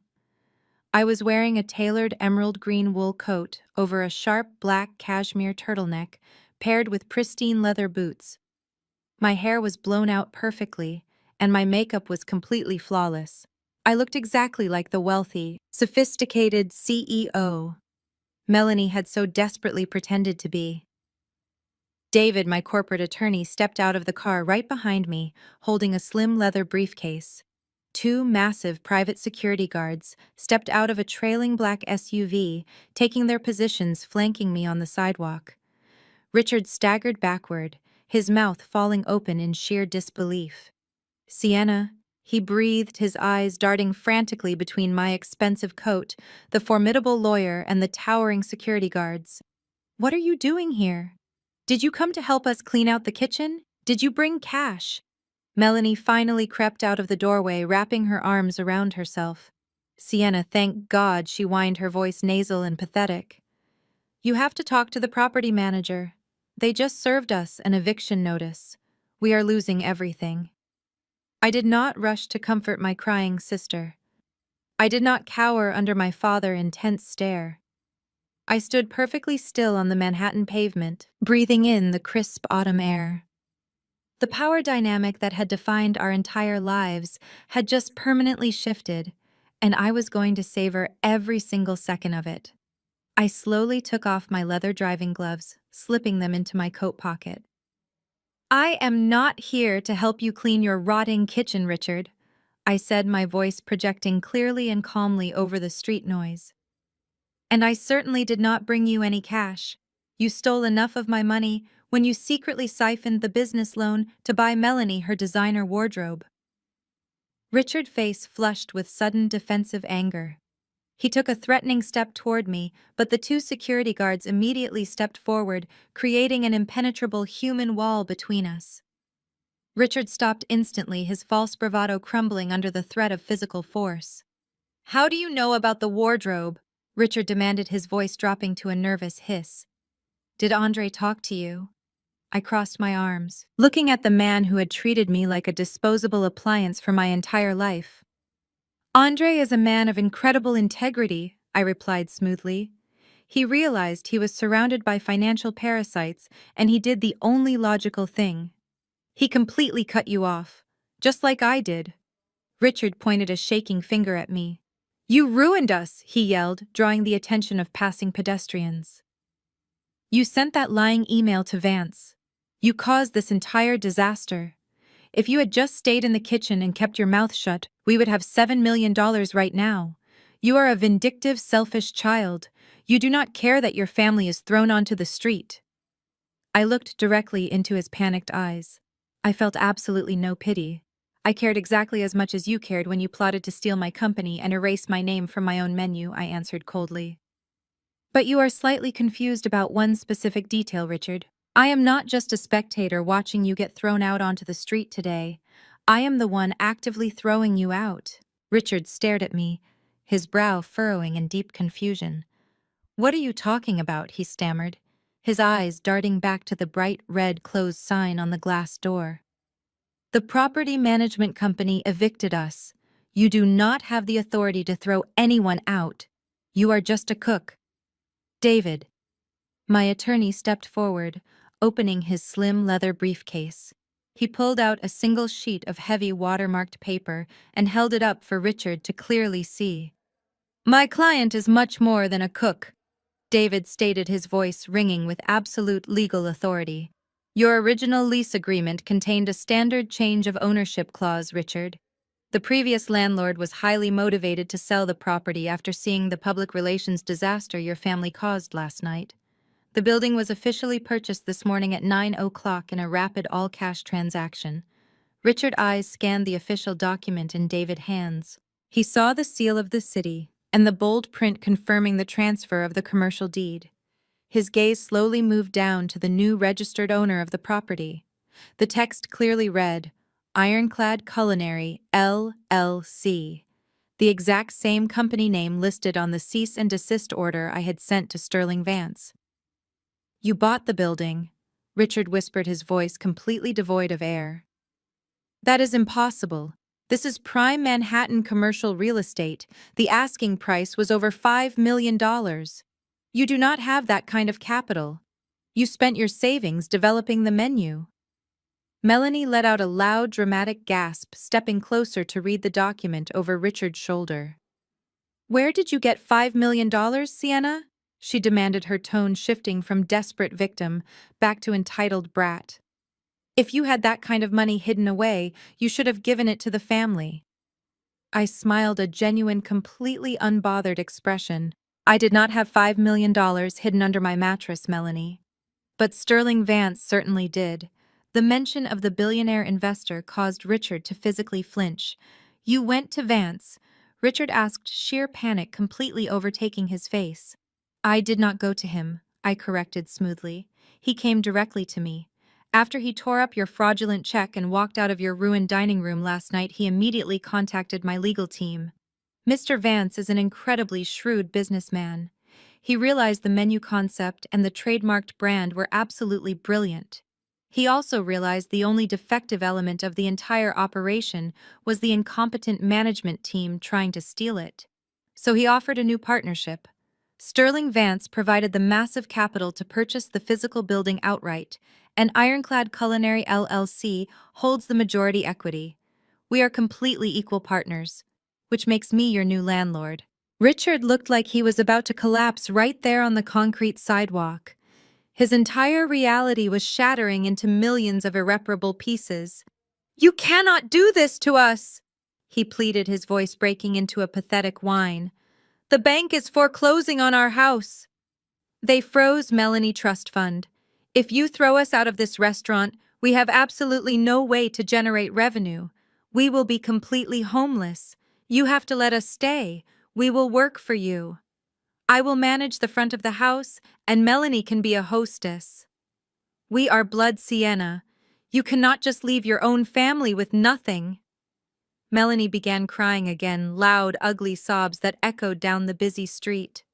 "Please, Sienna," she begged, tears ruining her face. "I am so sorry I told you to remake the sauce. I am sorry I took the credit. Just let us keep the restaurant. I will never bother you in the kitchen again. I promise." I looked at the two of them, pathetic and completely broken, begging for mercy they never once extended to me. For decades, they had systematically dismantled my self-esteem, exploiting my talent to fund their luxurious delusions. They expected me to remain their silent, obedient servant forever. But the cycle of abuse was officially terminated. I took a step closer to them, my posture rigid and my tone completely unforgiving. "You made your choice last night when you told me I was entirely unpresentable for high society," I said coldly. "You wanted me to stay hidden in the kitchen. Well, the kitchen is currently condemned by the health department, and I am the property owner locking the doors. You have exactly 30 minutes to go inside, collect your personal coats, and vacate my building. If you are still standing on this property at 5 o'clock, my security team will forcefully remove you, and I will personally press criminal trespassing charges." David checked his expensive silver watch. 29 minutes, Richard the lawyer stated flatly. "I suggest you start walking." Richard stared at David, then at the massive security guards, finally realizing that no amount of smooth talking or arrogant bullying was going to save him this time. The absolute finality in my lawyer's voice completely shattered whatever delusional hope my father had left clinging to his chest. His shoulders slumped forward, completely defeated, and he turned slowly back toward the heavy glass doors of the restaurant. Melanie followed closely behind him, her shoulders shaking with silent, pathetic sobs. I signaled for my two private security guards to follow them inside, ensuring they did not try to destroy any of the expensive property on their way out. I walked in right behind them, stepping over the threshold of the empire I had built with my own hands, now officially returning to my absolute control. The moment we entered the dark dining room, the foul, putrid stench from the abandoned kitchen hit us like a physical wall. Melanie gagged, covering her nose with the sleeve of her ruined designer gown. I did not even flinch. That smell was the undeniable scent of their complete incompetence. I stood near the mahogany hostess stand, folding my arms across my emerald green coat, and watched my father frantically scramble toward the back office. He was no longer the imposing patriarch of a wealthy family. He looked exactly like a panicked rat on a rapidly sinking ship. A few minutes later, Richard emerged from the hallway, struggling to carry two heavy cardboard wine boxes. I could hear the distinct clinking of thick glass bottles inside. He was sweating profusely, making a desperate beeline straight for the front exit. Stop right there, Richard, I commanded, my voice echoing sharply in the empty, silent room. The two security guards immediately stepped directly into his path, blocking the doors. Richard halted, his face flushing with angry red blotches. "These are from my private vintage wine collection," he snapped defensively, clutching the heavy cardboard boxes tighter to his chest. "I paid for these myself. They are Chateau Margaux, and they are worth over $10,000. You cannot legally keep my personal property, Sienna." I looked at David, who simply opened his leather briefcase and pulled out another sheet of paper. "Actually, Richard," David corrected smoothly, adjusting his wire glasses. "According to the commercial lease agreement you signed, any and all inventory stored on these premises is subject to immediate seizure by the property owner in the event of a catastrophic breach of contract. Furthermore, since your bank is currently calling in the business loans, those assets are legally frozen. If you walk out that door with $10,000 worth of wine, I will have the police arrest you for grand larceny before you even reach the end of the block." Richard's jaw dropped. He looked down at the boxes of expensive wine, his knuckles turning white from his tight grip. He wanted to fight, but he knew David was absolutely right. He was completely trapped. With a heavy, agonizing groan of defeat, Richard slowly lowered the heavy boxes onto a nearby dining table. He stared at the vintage bottles, realizing he was leaving behind the last valuable thing he could have sold to save himself. While Richard was surrendering the wine, Melanie walked out of the back office carrying a large plastic bin. She had piled it high with expensive crystal desk ornaments, a silver espresso machine from the break room, and a brand new laptop computer. "Put the electronics and the appliances back, Melanie," I instructed coldly, not even raising my voice. "Those items were purchased using the small business loan. They belong to the restaurant infrastructure, which now belongs to my holding company. You are only permitted to take your personal clothing and family photographs. Everything else stays exactly where it is." Melanie let out a loud, frustrated shriek, completely losing her temper. "You are a monster," she screamed, her voice cracking wildly. "You are taking everything from us. You are leaving us with nothing." I looked at her, taking in her smeared makeup and her ruined $4,000 dress. "I am taking back what you actively tried to steal from me," I replied evenly.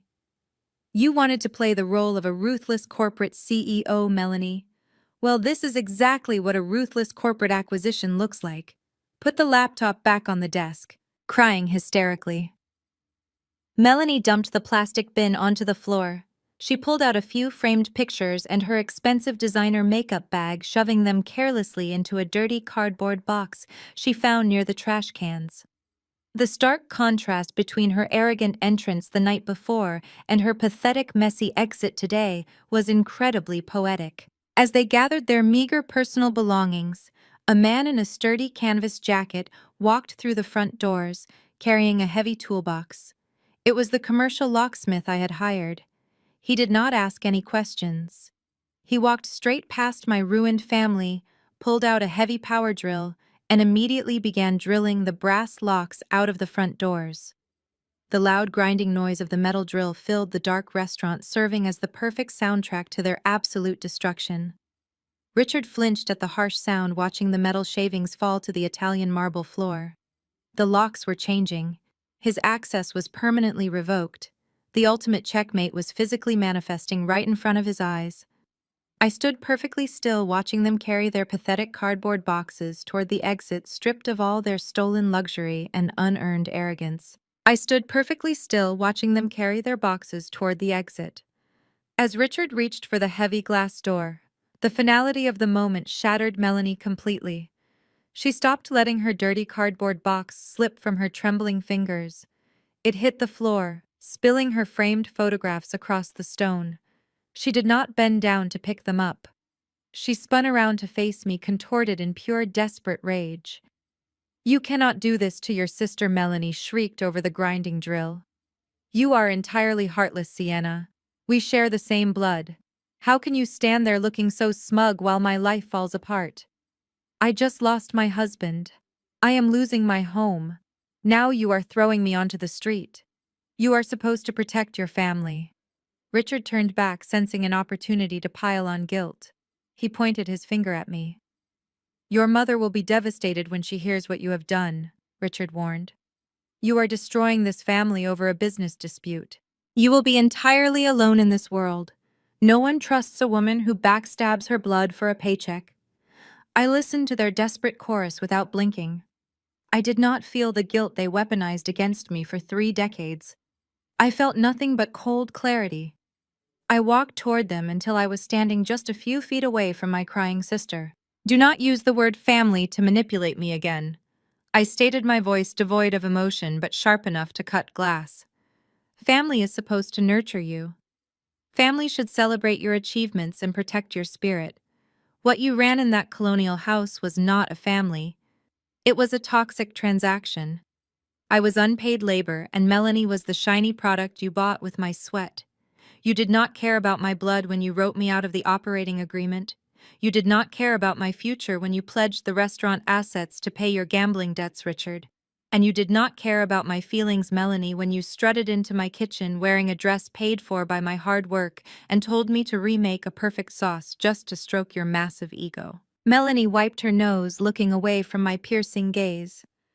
We were just so stressed, she mumbled weakly. We were trying to secure funding for all of us. I let out a harsh, cold laugh. You were trying to secure the spotlight for yourself. You thought I was completely stupid. You thought I would endlessly absorb your abuse because I craved your toxic approval. You made one fatal miscalculation last night. You looked me in the eye, the woman who built this entire empire from scratch, and you told me to stay in the kitchen. You told me I was unpresentable. I stepped closer, forcing her to look at me. Well, look at me now, Melanie. I am standing in the main dining room. I hold the deed, and I am the sole CEO of this brand. You banished me to the alley, so I bought the block. My boundaries are set in concrete. You will never step foot in my restaurant again. You will never take credit for my talent again. And I am officially cutting you out of my life forever. I turned to David, who was quietly watching the exchange. How much time do they have left? I asked my attorney. David checked his watch. Exactly 2 minutes, he replied flatly. I looked back at Richard and Melanie.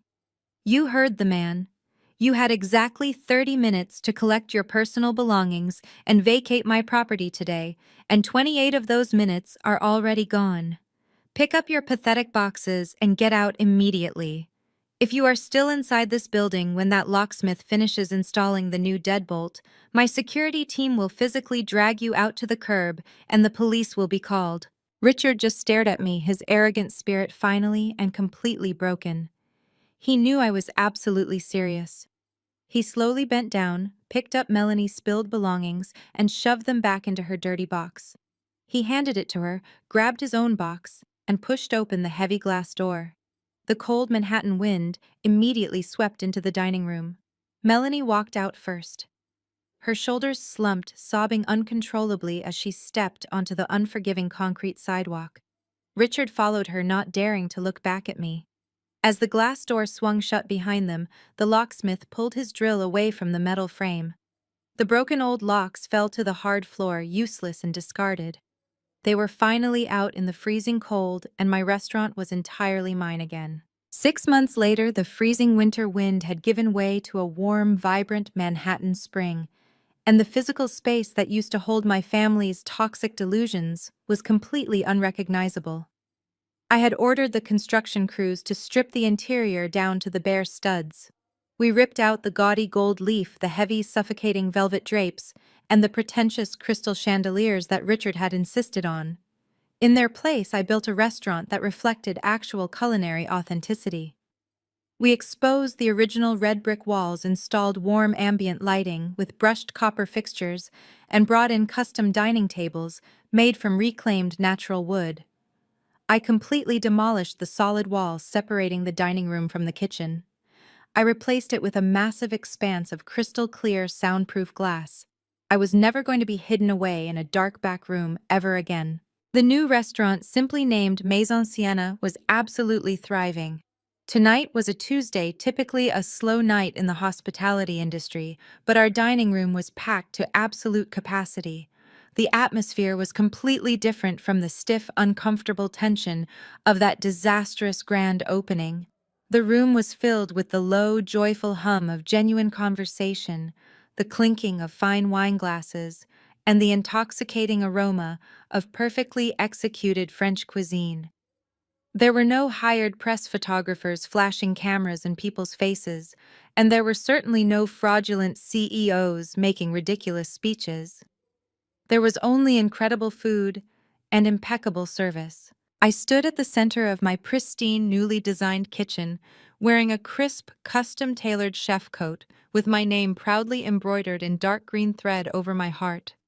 I was no longer a sweaty, exhausted prisoner of my family's greed. I was the absolute master of my domain. The brigade of young, highly trained chefs I had personally hired moved around me with quiet, efficient precision. They respected me because I respected them, and together we were executing the dinner service flawlessly. I wiped the rim of a porcelain plate, adding a final delicate garnish of microgreens to a perfectly seared duck breast resting on a bed of sweet potato puree, and slid it smoothly onto the pass. "Order up table 12, I called out, my voice steady and commanding. A server immediately picked up the plate and moved swiftly out into the dining room. I took a deep, satisfying breath, wiping my hands on my clean apron. As I turned to check the tickets for the next course, the heavy wooden door of the back office swung open. Andre walked into the kitchen holding a sleek, digital tablet. He looked completely revitalized. The heavy, exhausted bags under his eyes from his time dealing with my father were entirely gone. He was wearing a sharp, modern gray suit with no tie, projecting a relaxed, effortless confidence. The divorce from Melanie had been finalized 2 months ago, and shedding the dead weight of my toxic family had clearly done wonders for his spirit. Andre was no longer just a numbers guy pushed into the shadows. When Sterling Vance and I officially formed our new partnership, my very first executive decision was to hire Andre as the Chief Financial Officer of Ironclad Culinary LLC. He was given full control over the budget, the payroll, and the strategic financial planning with zero interference from egomaniacal owners. "We are running exactly 12% above our projected revenue targets for the quarter," Andre announced, a genuine bright smile spreading across his face as he walked up to the pass. He tapped the screen of his tablet, pulling up a detailed graph. "And the food costs are perfectly optimized. You really nailed the sourcing contracts with the local upstate farm Sienna. The margins on the new spring vegetable tasting menu are incredible." I smiled back at him, leaning against the cool stainless steel counter. "I told you bringing the sourcing in-house was the right move. We do not need a middleman when we have direct relationships with the growers. Have you checked the reservation books for next month yet?" Andre chuckled, sliding the tablet onto the counter. "We are completely booked solid through August. There is a waitlist stretching over 300 names long. Vance called me an hour ago. He said the board of directors is absolutely ecstatic with the first quarter returns. He is already floating the idea of scouting a second location in London next year, but I told him we need to focus on perfecting this flagship location first." "You made the right call," I agreed, nodding firmly. "We are not rushing anything. We are building this empire the right way with patience, integrity, and absolute quality control. No shortcuts." Andre looked through the massive glass window out into the glowing, happy dining room.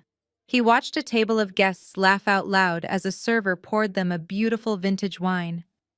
"We really did it, Sienna," he said quietly, his voice filled with profound gratitude. "We walked out of the fire and built something beautiful." I looked out at the dining room, then back at my incredibly talented, hardworking staff. I thought about Richard and Melanie, wherever they were, now completely banished from the world they tried to steal. I did not feel angry anymore. I just felt incredibly free. "We certainly did, Andre," I replied, picking up my plating tweezers to start the next dish. "Now let us get back to work. We have a highly profitable dinner service to finish." While I plated the next masterpiece, my thoughts briefly drifted to the people who once tried to bury me. The universe has a remarkably efficient way of balancing the scales. Richard did not escape the financial ruin he built. The bank took the colonial house, the luxury cars, and every single cent of his fraudulent capital. Today, the man who once demanded a $7 million investment check sits in a dreary, windowless cubicle in New Jersey. He works as a middle management data entry clerk for a mid-sized logistics firm. He takes orders from supervisors half his age wearing cheap off-the-rack suits, completely stripped of his arrogant power. He spends his days punching numbers into spreadsheets, a fitting prison for a man who only ever valued people for their financial utility. Melanie experienced an equally severe reality check. Without Richard's stolen money or Andre financial stability, her glittering socialite status dissolved overnight. The wealthy friends she desperately tried to impress abandoned her the exact second the scandal hit the internet. She was forced to sell her remaining designer gowns and crystal shoes just to afford the security deposit on a tiny, cramped studio apartment deep in the outer boroughs. There are no cameras there. There are no VIP tables. She finally has to live in the real world entirely alone, forced to look in the mirror and face the empty, talentless reflection staring back at her. They tried to build a castle on my back, and now they are permanently buried under the rubble of their own hubris. I handed the finished plates to the waiting servers and wiped my station clean. The dinner rush was finally slowing down the chaotic energy of the kitchen, settling into a rhythmic, satisfying hum. I untied my apron the exact same motion I made on that fateful night 6 months ago, but this time it was a symbol of completion, not surrender. I walked out from behind the glass wall and stepped into the softly lit dining room. The guests were finishing their desserts, their faces glowing with genuine satisfaction. I looked directly into the camera, breaking the fourth wall, speaking directly to anyone out there who might be listening in the dark. There is a dangerous myth society forces down our throats from the moment we are born. The myth that blood is an unbreakable bond. We are taught to endure disrespect, exploitation, and profound cruelty simply because the people inflicting it happen to share our last name. We are conditioned to shrink ourselves so toxic family members can feel incredibly large. But let me tell you the absolute truth. Blood only makes you related. Loyalty, respect, and mutual growth make you a true family. If the people sitting at your dinner table are deliberately starving your spirit just to feed their own selfish egos, you are legally and morally allowed to get up and walk entirely away from that table. You do not owe anyone your sanity. You do not owe your abusers your talent. The greatest revenge you can ever achieve is not found in screaming matches or bitter arguments. The greatest revenge is absolute, undeniable competence. When they look you in the eye and tell you to stay in the shadows, you step directly into the light and completely blind them with your brilliance. You build your skills quietly in the dark. You master your craft until you become completely indispensable. Because when you possess genuine, undeniable skill, no one can ever steal your foundation. They can take the physical money, they can take the buildings, but they can never take what is locked securely inside your mind. I chose to cut the dead weight. I chose to build my own table from scratch, and I surrounded myself with a chosen family who genuinely respects my hustle and entirely matches my integrity. Look closely at the people standing in your corner today. If they are not actively helping you build your empire, they are quietly waiting to steal your bricks. Stop handing your hard-earned bricks to people who do not know how to build a damn thing. Protect your peace, protect your talent, and never ever let anyone tell you to stay hidden in the kitchen. If this story resonated with you, if you are truly ready to stop shrinking and start building your own empire, hit the like button and subscribe to the channel. Share this video with someone who desperately needs the strength to walk away from their own toxic table today. The kitchen is officially open, and it is time for you to become the executive chef of your own life.